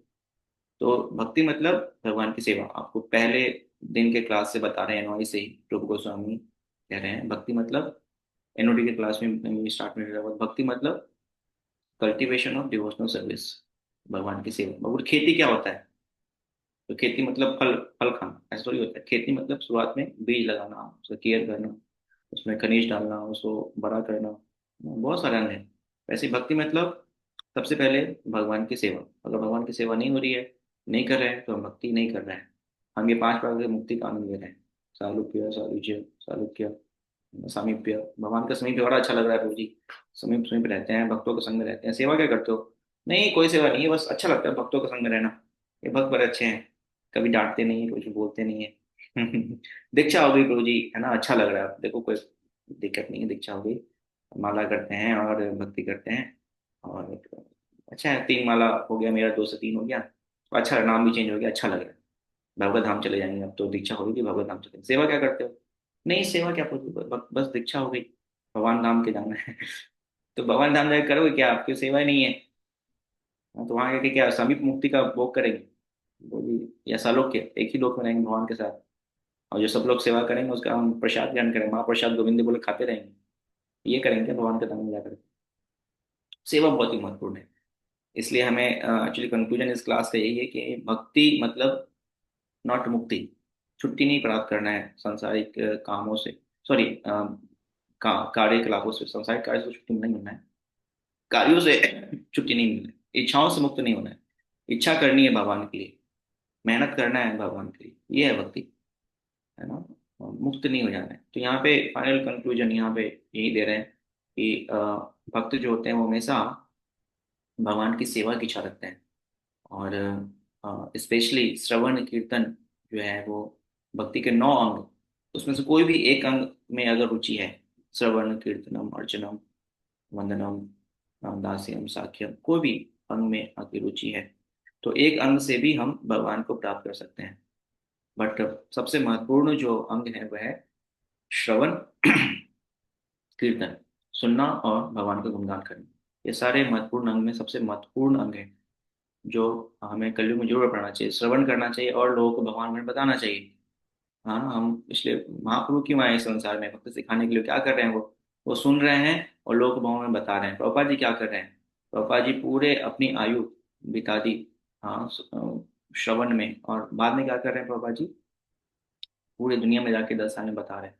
तो हमें क्या करना चाहिए? बताना चाहिए। हम जो भी सीखे हैं हमें लोग बताएं, ये एक बहुत बड़ी सेवा है, कीर्तन करना, लोगों को बताना भगवान के बारे में, भगवान का गुणगान करना।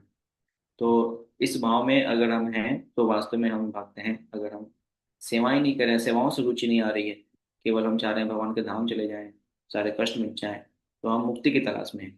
और मुक्ति की तलाश में जब रहेंगे तो हम एक्चुअली नीचे गिर जाएंगे, हमें भक्ति में आनंद नहीं आएगा। क्योंकि हम भगवान से, भक्ति में आने के बाद भी भगवान से हम कुछ चाहते हैं, करना नहीं चाहते, कुछ देना नहीं चाहते।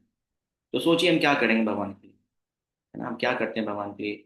आप सब सोचिए मैं भगवान के लिए क्या सेवा करती हूँ या करता हूँ, है ना। तो नहीं करते हैं तो कुछ प्लान कीजिए, है ना, मुझे मैसेज कीजिए, मुझे कुछ सेवा चाहिए, या जो भी आपके अथॉरिटीज हैं अलग अलग सेंटर्स में, उनको कॉल कीजिए, मैसेज कीजिए कि कुछ सेवा चाहिए, कुछ सेवा करें हम। तो एक्चुअली भगवान में हमारी रुचि जाएगी, हमारी भक्ति पूर्ण होगी। हम सेवाएं नहीं कर रहे हैं तो पूर्ण भक्ति नहीं कर रहे हैं, हम ये मुक्ति की तलाश में, तो पूर्ण आनंद नहीं आएगा। सेवा करेंगे तो फिर आनंद आएगा। भक्ति का पूर्ण आनंद लेना है तो हमें वास्तव में सेवा करनी चाहिए। तो कुंती महारानी, ध्रुव महाराज, प्रहलाद महाराज, वृतासुर, शिव जी, पार्वती जी, ना सॉरी, देवताएं, इंद्र, ये सब मूर्ख हैं क्या, जो बोल रहे हैं मुझे सेवा दे दो भगवान, सेवा दे दो? नहीं, ये लोग बुद्धिमान हैं। तो इनके पास इतना ऐश्वर्य है, बोलते ठीक है आप तो, ठीक है भगवान इतना ऐश्वर्य देते हैं, इसी मजे करते हैं, ठीक है आप छोड़ दो, अब जाओ। नहीं, इनका इतना ऐश्वर्य होने के बाद भी क्या कर रहे हैं वो? भगवान की सेवा मांग रहे हैं। तो हमारे पास भी जो कुछ भी है हमें उसको भगवान स्वयं में लगाना चाहिए और अधिक से अधिक सेवाओं की इच्छा करनी चाहिए कि हर समय मैं सेवा में एंगेज रहूं। श्रील प्रभुपाद जी जब शरीर छोड़ने वाले हैं तो बेड पे लेटे हुए हैं, आपने देख वृंदावन गया है ना, कितने लोग हैं प्रभुपाद जी के रूम में? सब लोग हैं ना, वृंदावन गए हैं प्रभुपाद जी के रूम में? जी सब लोग हैं। तो वृंदावन गए तो क्या देखा आपने, वहां पे फोटो लगा हुआ है ना पापा जी के बेटे, पापा जी लेटे हुए हैं, पापा जी की आयु लोग बहुत ही नजदीक है मृत्यु के, 2-3 दिन में शरीर छोड़ने वाले हैं। और पापा जी के रूम में क्या कर रहे हैं पापा जी लेट करके, पापा जी लेट करके धीरे धीरे बोल रहे हैं। क्या बोल रहे हैं? भागवतम के तात्पर्य बोल रहे हैं, गुणगान, जैसे मैं गुणगान कर रहा हूँ ना, आप लोग बोलते हैं गुणगान कर, वैसे ही गुणगान कर रहे हैं भागवतम का। जो कि प्रभुपाद जी पिछले 1 महीने से कुछ नहीं खा रहे थे, पानी भी एक आध बूंद लेते थे, एक आध चम्मच लेते थे प्रभुपाद जी। उस स्टेज में प्रभुपाद जी क्या कर रहे हैं, धीरे धीरे बुदबुदा बुदबुदा तो विस्परिंग, बोल हल्का सा आवाज नहीं निकल पा, फिर भी बोल रहे हैं। माइक पास में लगा हुआ है, एक भक्त भागवतम पढ़ रहा है और एक भक्त बोल रहा है और पापा जी बोल रहे हैं। तो श्रील गोपाल गोस्वामी हमारे गुरु महाराज कहते हैं कि मैंने उस रूम में उपस्थित था, मैंने देखा पापा जी कितनी अधिक सेवा की भावना थी। पापा जी शरीर छोड़ने वाले हैं, बिल्कुल शरीर काम नहीं करे, फिर भी भगवान गुणगान करने में लगे हुए हैं, सेवा की भावना। वैसे ही प्रभुपाद जी, जैसे हमारे गुरु महाराज हैं, बिल्कुल लास्ट स्टेज में डॉक्टर ने कितना मना किया उनको कि आप जो है रेस्ट कीजिए, रेस्ट कीजिए, रेस्ट कीजिए, फिर वो नहीं मैं रेस्ट करूंगा नहीं। डॉक्टर स्ट्रिक्टली बोला भाई मैं देहरादून जाऊंगा, मना किया गया था कि नहीं आपको नहीं जाना, डॉक्टर ने कितनी बार मना किया, वहां पर नहीं मैं जाऊंगा। और महाराज वहाँ गए, उस स्टेज में भी ट्रेवलिंग कर रहे थे और वहां पे जाकर उन्होंने शरीर छोड़ा। पापा जी कहते हैं कि वास्तव में जो भक्त होता है वो हमेशा भगवान की सेवा करते हुए शरीर छोड़ना चाहता है। क्योंकि एक उदाहरण देते हैं, जो सैनिक होता है, जो योद्धा है, वो घर में शरीर छोड़े तो उसका कोई गुणगान होगा, लगेगा घर में मर गया। लेकिन अगर योद्धा अगर युद्ध की भूमि में मरे, लड़ाई करते हुए मरे, तो क्या है, वो वास्तव में योद्धा होता है, कि हाँ उसका गुणगान होगा, उसका लोग उत्साहित होंगे उसको देख करके। तो वैसे ही भक्त होते हैं, वो कभी भी सेवा से मुक्त नहीं होना चाहते कि मैं तो बहुत उम्र हो गई, अब सेवा बंद कर दी प्रभु जी, अब मैं सेवा नहीं करूंगी, कहाँ से सेवा, तो उम्र हो गई। वो सेवा को सौभाग्य मानता है। तो शिला पापा जी सेवा को सौभाग्य मान रहे हैं, शिला गुरु महाराज हमेशा सेवा को सौभाग्य मान रहे हैं। वो नीचे कमरे में से ऊपर कमरे में नहीं जा पाते थे, बट फिर भी वो किसी तरह से जाते थे ऊपर, जाकर के भगवान की आरती करते थे, है ना। तो मैंने भी देखा, तो मेरा एक फोटो भी आपने देखा होगा वायरल हुआ, तब इसमें गुरु महाराज आरती कर रहे हैं, मैं गुरु महाराज को पीछे से ऐसे पकड़ा हुआ हूँ। ठीक है, आप लोगों ने कई बार फोटो आते हैं, तो उसमें गुरु महाराज की हेल्थ इतनी डाउन है कि गुरु महाराज खड़े नहीं हो पाते। तो गुरु महाराज क्या करते थे, बोले मेरे पीछे खड़े हो गए। तो गुरु महाराज को यहाँ कंधे पर पकड़ता था और फिर नीचे पीठ पकड़ता था, और फिर एक भक्त उधर से आरती कर देते थे प्लेट, फिर तो किसी और को बोलता था कि आप आगे से बढ़ाओ, तो 3 भक्त मिलते थे और गुरु महाराज फिर आरती करते थे। तो इतनी सेवा की भावना है ना, कि मैं भगवान की आरती उतारूं। तो ये है, मतलब इस स्टेज पे कोई जरूरत नहीं, इतने सारे उनके हजारों डिसाइपल्स हैं, वो आरती करेंगे, वो क्यों आरती करेंगे, है ना। हजारों डिसाइपल्स हैं, वो जाएंगे भ्रमण करने, प्रचार करने दिल्ली छोड़ के, वो क्यों जाए। लेकिन उस स्टेज में भी कि नहीं मैं जाऊंगा बाहर, मैं जाकर प्रचार करूंगा, मैं भगवान की आरती करूंगा, ये जो है इच्छा, सेवा की भावना, ये भक्ति का वास्तविक आनंद है। तो हमारे अंदर ये आ रहा है क्या, हम क्या इच्छुक हैं सेवा करने के लिए, या हम ये मुक्ति के चक्कर में फंस गए, भक्ति में आकर के आनंद, है ना, बहुत ऐश्वर्य है, बहुत इज्जत है, मान सम्मान है, इसमें फंस गए, या हम सेवा की भावना पे हैं। सेवा की भावना है तो ही भक्ति में आनंद है, अन्यथा हम नीचे गिर जाएंगे, भक्ति में आनंद नहीं आएगा अगर हमारे अंदर सेवा की भावना नहीं है, सेवा की जिम्मेवारी हमने नहीं ले रखी है। तो ये फाइनल कंक्लूजन है आज के इस चैप्टर का, इतना ग्लोरिफिकेशन का जो सेवाओं के रिगार्डिंग किया गया है। भक्ति मुक्ति से बहुत बहुत बहुत बहुत ऊपर है। और लोचन दास ठाकुर कहते हैं कि मुक्ति तो खड़ी है मेरे गेट के आगे, मुझे स्वीकार कर लो, लेकिन मैं हर जगह भक्ति ही देख रहा हूँ, आपकी सेवा ही देख रहा हूँ, मैं क्यों मुक्ति के पास जाऊँ, मुझे तो हर जगह आप ही दिखते हो और आपकी सेवा दिखती है। तो इस तरह से हम भी हमेशा सेवाओं के पीछे भागना चाहिए। ये ऐश्वर्य, इज्जत, मान सम्मान, भगवान के समीप जा करके जो भी भोग की इच्छा, इनसे बाहर निकलना चाहिए। क्योंकि जब से हम भगवान की भक्ति करते हैं तो ये सारे पांचों मुक्ति आपके पास आएगी। आपको भगवान के पास का जगह मिल जाएगा, आपको लोग इज्जत सम्मान देंगे, है ना, आपको बहुत धन मिलेगा, है ना, लोग आपको पूजेंगे, है ना, तो बहुत कुछ मिलेगा। ये पांचों मुक्ति इनडायरेक्टली भक्तों को ही मिलने लगती है, इसी संसार में रहते हुए भी, सामीप्य वाली, सायुज्य वाली, सब कुछ मिलने लगता है। तो इससे बच के हमें सेवा के पीछे भागना चाहिए। तो श्रीला गोपाल जी के पास क्या नहीं था, हमेशा भगवान के पास थे, भगवान के मंदिर में थे, सायुज भी था, सारूप्य, उनके लोग भगवान की तरफ पूजा कर रहे थे, प्रभुपाद जी सारूप्य आप कह दीजिए, सृष्टि, शक्ति प्रभुपाद जी की भगवान के समान ही थी। करोड़ों अरबों रुपए के प्रभुपाद जी मांगते थे। अब मैं तो वो करूँ एंजॉय करने, प्रभुपाद जी क्या कर रहे हैं? प्रभुपाद जी भाग रहे हैं सेवा के पीछे। इवन उनके पास स्वास्थ्य है, उनके पास सामिप्य है, सायुज्य है, सब कुछ है, सारूप्य है। उनकी सेवा लोग भगवान की तरह ही कर रहे थे। जैसे प्रभुपाद जी के कदम पड़ते थे या गुरु महाराज जैसे ही अपने रूम से बाहर निकलते थे, लोग उनको भगवान की तरफ पूजते थे, दंडवत करते थे। सब कुछ मिला, हम देख रहे हैं। लेकिन वो किसके पीछे भाग रहे हैं? वो भाग रहे हैं कि नहीं, मैं जाके प्रचार करूंगा, मैं भगवान की आरती करूंगा, बाबा जी मैं भगवान को गुणगान करूंगा। तो वैसे हमें भी ये सब मिलेगा भक्ति में। हम अब जैसे से आगे बढ़ेंगे हमें पांचों टाइप की मुक्तियां मिलेगी। पांच नहीं, चौथा तो नहीं, एक तो भगवान से एक तो नहीं मिलेगा। कई लोग आपको पूछेंगे भगवान के, आप ही भगवान है। लेकिन हमें किसके पीछे भागना चाहिए? भगवान के सेवा के पीछे भागना चाहिए, तो वास्तव में हम भक्त। Thank you very much. Hare Krishna. Srila Prabhupada की जय, श्री रूप गोस्वामी की जय, निताय गौर प्रेमानंद हरि की जय। ओके, कोई प्रश्न है तो हम एक तो प्रश्न ले सकते हाँ प्रभु जी, हरे कृष्ण। प्रभु जी, हैं। जैसे कभी कभी जब भगवान द्वारका में रहते थे तो सर्वप्रथम आके देवता वहां पर भगवान का पूजन करते थे सवेरे सवेरे। तो हम्म। द्वारका को उस समय तो वैकुंठ धाम ही मानना चाहिए, तो क्या हम उन देवी देवताओं को मुक्त मानेंगे कि क्या मानेंगे? देवता भगवान की सेवा कर रहे थे। देवी ओके। देवता तो मुक्त ही हैं ऑलरेडी। उनके पास वो भगवान ने ऐसे ऐश्वर्य दिए कि वो भगवान का हमेशा याद करते रहते हैं। तो ऑलरेडी मुक्त, उनको जिम्मेवारियां दिया गया है। वो बहुत ऊंचे भक्त हैं। उनको हम अपने लेवल का ना समझे, देवता हैं तो हमारे लेवल के। देवता मतलब उच्च कोटि के भक्त हैं, तब उनको जिम्मेवारी दी गई। ठीक है? तो वो एक्चुअली सेवक भावना में आके सेवा कर रहे हैं। आपका प्रश्न क्या था? प्रभु जी की क्या वो हम भक्ति एक देवताओं नहीं को है। मुक्ति मुक्त मान सकते हैं देवताओं को, क्योंकि वो तो आके द्वारका में हमेशा प्रार्थना करते थे भगवान की। सवेरे आके अयोध्या में भी आके सवेरे सवेरे भगवान की प्रार्थना करके जाते थे। देवता या कोई भक्त जो होते हैं ना, वो कभी भी अपने को बड़ा नहीं समझते। ओके। तो जो देवता है वैसे तो वो भगवान को हमेशा नित्य याद करते हैं कि भगवान ही के द्वारा ही हमें मिले। जैसे यहाँ पे भी देवता, यहाँ पे प्रार्थना में आते हैं, देवता प्रार्थना कर रहे हैं क्या कि जो कुछ मेरा है वो आपका है, मैं तो बस यूं ही लेके बैठा हूँ, आपने मुझे दिया है। देवताओं का प्रार्थना भी आता है इस वाले अध्याय में। हम्म। तो देवता जो हैं वो ये सोचते हैं कि द्वारकावासी मुझसे ज्यादा अच्छे हैं। क्यों अच्छा है? क्योंकि भगवान के समीप रह के सेवा कर पा रहे हैं। हम तो दूर रह के याद कर पाते हैं। भगवान के समीप रह के गोलोक धाम जाना, सबसे ऊपर का जो मुक्ति है वो है सामीप्य, सॉरी, सालोक की मुक्ति, भगवान के लोक में जाना। लेकिन सबसे ऊपर की मुक्ति क्या कैसे है? क्योंकि भगवान के लोक जाके अगर भगवान की सेवा करेंगे तो सबसे ऊपर की मुक्ति है। तो इसी तरह देवता भी जब देख रहे हैं कि ये जो लोग हैं, द्वारकावासी जो लोग हैं, ये भगवान के समीप समीप रहते हैं, लेकिन समीप रह के करते क्या है? मजे करते हैं नहीं, वो समीप रह के भगवान की सेवा करते हैं। तो इसलिए देवता बोलते हैं कि मेरे जैसे तो द्वारका के लोग हैं, क्योंकि भगवान के समीप रह के सेवा करने का मौका मिला है।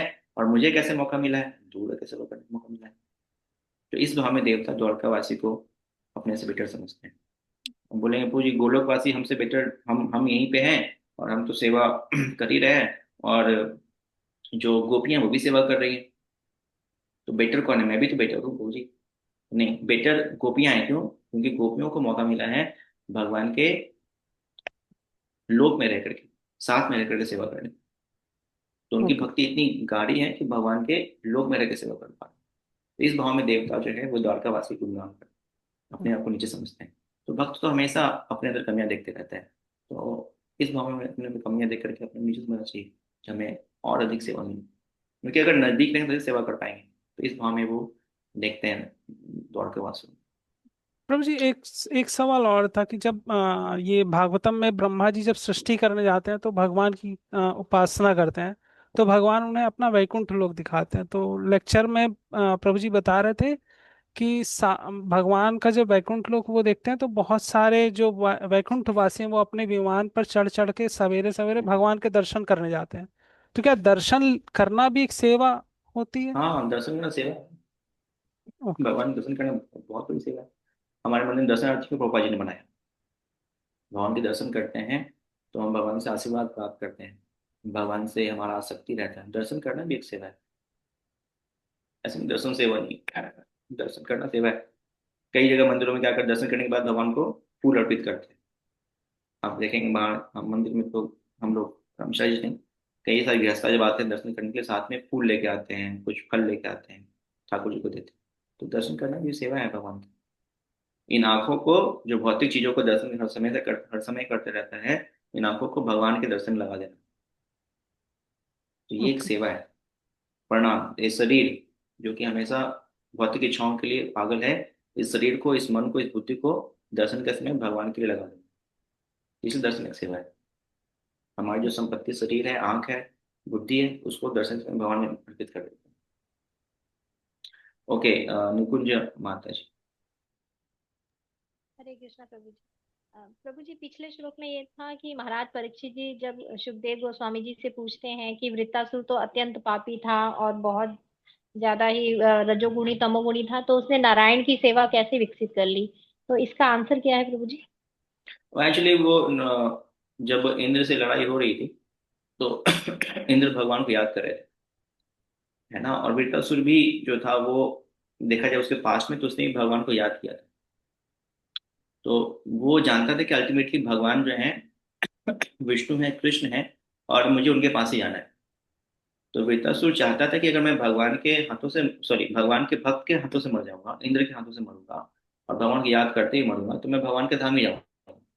तो इसलिए स्टोरी आती है कि वृत्तासुर ने बोला कि मुझे मारो, ना। इंद्र, वो इतना शक्तिशाली था कि इंद्र को जब हथियार मिल गया कि ये लो हथियार, मारो वृत्तासुर को, तो इंद्र डर रहे थे जाने के लिए, मैं ये कैसे मारूंगा।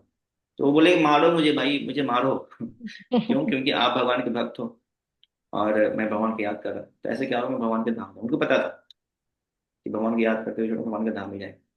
तो इसलिए उनको भगवान की भक्ति या भगवान का धाम मिला, क्योंकि वो बहुत उत्साहित थे कि भगवान के भक्त के हाथों से मेरी मृत्यु होगी, भगवान को मैं याद करते हुए शरीर छोड़ू। थैंक ठीक यू है। प्रभु जी। हरे कृष्ण। ओके, रत्ती मंजरी माता जी। हरे कृष्णा प्रभु जी। प्रभु जी, सालोक के में भी तो भगवान का लोक प्राप्त होता है, वहां हम्म, भी तो लोग सेवा ही करते होंगे ना, तो हम्म। गोलोक सालोक में अंतर क्या हुआ? सालोक के मतलब गोलोक ही है, भगवान के धाम में रहना, साथ में रहना। तो वहां पे जो लोग रहते हैं सालोक की मुक्ति प्राप्त, एक ही लोक में रह रहे हैं। जैसे मैंने एग्जाम्पल दिया था मंदिर का, मंदिर में रह रहे हैं, भगवान के विग्रह हैं, और हम लोग मंदिर में रह रहे हैं, तो एक ही जगह रह रहे हैं, है कि नहीं। तो वैसे ही भगवान के धाम में ही रहेगा, बैक टू गॉडेड, है ना। Chant Krishna, Hare Krishna and go back to Godhead. भगवान के धाम जाना है हमारा, तो ये लोगो भी है, मतलब स्टेटमेंट भी है प्रभुपाद जी कि भगवान की भक्ति करो, भगवान के धाम जाओ। भगवान के धाम जाएंगे तो वहाँ पे भगवान की सेवा अच्छे से कर पाएंगे, इस भाव से। अच्छा।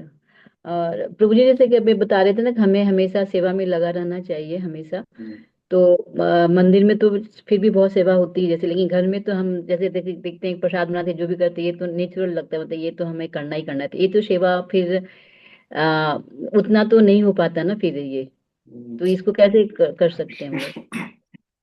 सेवाओं मतलब, मान लो मंदिर जाता है बहुत सेवाएं होती हैं, या सेंटर पे जाते हैं सेवाएं होती है, फिर सेवा बंद हो जाती है।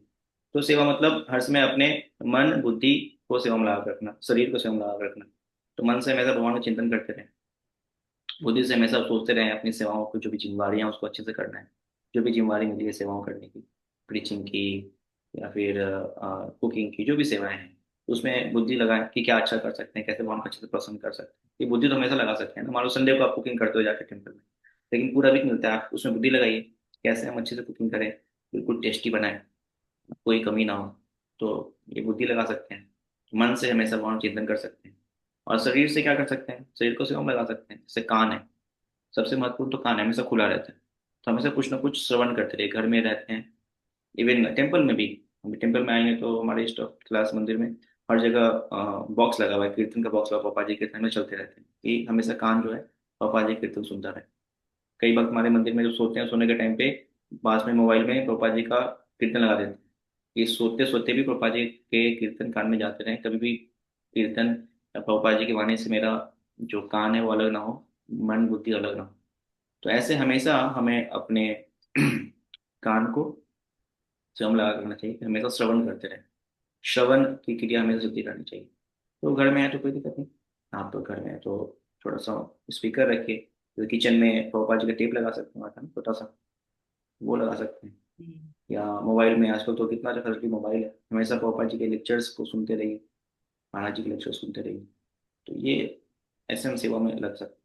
और बुद्धि लगाते रहे, क्या जब फिजिकल सेवा की बात है, जो भी हमारी जिम्मेवारियां हैं तो हम उसमें कैसे अच्छा करें, क्या अच्छा कर सकते, ऐसे हम बुद्धि लगा सकते, जी हर अच्छा नहीं कर सकते। ओके, कृष्णा शक्ति माता जी। हरे कृष्णा प्रभु जी, दंडवत प्रणाम। हरे प्रभु कृष्ण। जी, जब हम सेवा करते हैं, हमारी तो मतलब भक्ति इतनी ऊपर तक नहीं है, ऊंची लेवल का नहीं है, तो हमसे सेवा अपराध हो तो हमारी भक्ति क्या गिर जाती है, और वो कैसे? सेवा अपराध अभी आएंगे, आगे जो हम पढ़ेंगे तो सेवा अपराध आएगा, कितने प्रकार सेवा अपराध होते हैं। सेवा अपराध कब होता है, जो हम ध्यान पूर्वक नहीं करते, तो सेवा में अपराध होता है। कोई भी आप गाड़ी चला रहे हो, क्या होता है, बगल में दुकान में देखने लगे, चला रहे हैं, ड्राइविंग कर रहे हैं, हम पास में दुकान में देख रहे हैं, एक्सीडेंट हो जाएगा। वैसे जब भी हम सेवाएं करते हैं तो सेवाओं में अपराध से हमें बचना चाहिए, मतलब ध्यान सेवा करना चाहिए। मतलब कुकिंग कर रहे हो, सब्जी कटिंग कर रहे हैं आप किचन में, करते करते क्या हो गया, अचानक खुजली हुई आँख के ऊपर, आपने हाथ सब्जी कटिंग करते करते ऐसे खुजला भी दिया, फिर कटिंग करने लगे, मतलब अब सावधान नहीं है। आप कटिंग कर रहे थे, फिर अपने आप से खुजला दिया, फिर वही हाथ से सब्जी छू दिया, तो क्या हो गया, अपराध हो गया। तो जब हम ध्यान पूर्वक कोई सेवा करेंगे तो हम अपराध नहीं करेंगे। इसलिए जब भी एक सेवा है, जब में भी सबसे बड़ा अपराध क्या है, जहाँ सारे अपराध की शुरुआत होती है, वह 10वां अपराध, ध्यान पूर्वक भगवान का नाम नहीं जपना। तो वहीं से सारे अपराध शुरू होते हैं। तो जब सेवाएं कर रहे हैं तो हमें ध्यान से सेवा करना चाहिए कि मैं कुछ भी मिस्टेक ना करूं, नमक छोड़ दिया कभी, मिर्ची ज़्यादा डाल दिया, सेवाएं कर रहे हैं और ध्यान कहीं और ही है। तो ध्यान पूर्वक सेवाएं करेंगे तो फिर हम बच सकते हैं सेवा अपराध से। और जब सेवा करके कंप्लीट हो जाती है हमारी, तो हमें फिर क्षमा मांगना चाहिए भगवान से कि भगवान मुझे क्षमा कर दीजिए। अ, सेवा अपराध से क्षमा मांगने का मंत्र है, तो उस मंत्र से हमें भगवान से क्षमा मांगना चाहिए। ठीक है, जी प्रभु जी। क्लियर है माता जी? कृष्णा शक्ति माता जी। हरे कृष्णा प्रभु जी जी। प्रभु जी, थैंक यू प्रभु जी। जी माता जी, प्रभु लास्ट जी, क्वेश्चन। हम्म। हाँ, जब हम जप करते हैं तो क्या उसमें एक निश्चित जगह और एक आसन निश्चित एक होना चाहिए, या मतलब जैसे कभी सोफे पे बैठ के कभी कहीं कर लेते हैं घर में, या नहीं, हम्म। बताइए। कभी कहीं, कभी छत पे, कभी रूम में, कभी बेडरूम में, कभी डाइनिंग रूम में, कभी कोर्टयार्ड में, कभी बालकनी में।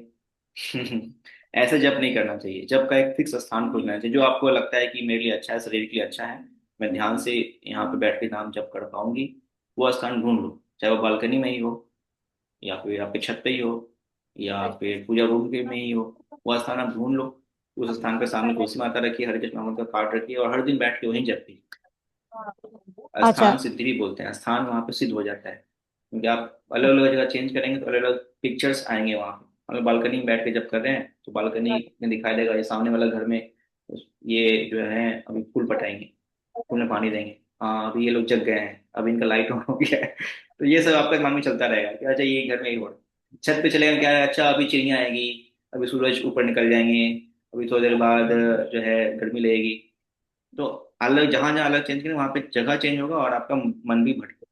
तो एक जगह बैठ जाओ, पूजा रूम में बैठ जाओ, सामने तुलसी माता रखिए और कार्ड रखिए हरे कृष्ण मंदिर का, और डेली वहीं पे बैठ के जप कीजिए, तो आपका जो मन भटकेगा इधर उधर, वो भटकना बंद हो जाएगा, क्योंकि ये स्थान फिक्स है, कितना ऊंचा भटके, एक ही जगह fix है। इसलिए एक स्थान चूज करो, जो भी गृहस्थ है, ब्रह्मचारी भी मंदिर में एक स्थान बैठ के जप करने का प्रयास करते हैं, तो आप भी चूज कीजिए घर में कि एक स्थान पे डेली बैठ के जप करें। हर किसी को ये चूज करना चाहिए, जगह चेंज नहीं करना अच्छा, चाहिए वहाँ पे। ठीक है प्रभु जी। तो और हमारा एक जैसे मैंने हाँ मुद्दा बना रखा है, उस पे बैठती हूँ, तो उस पे आसन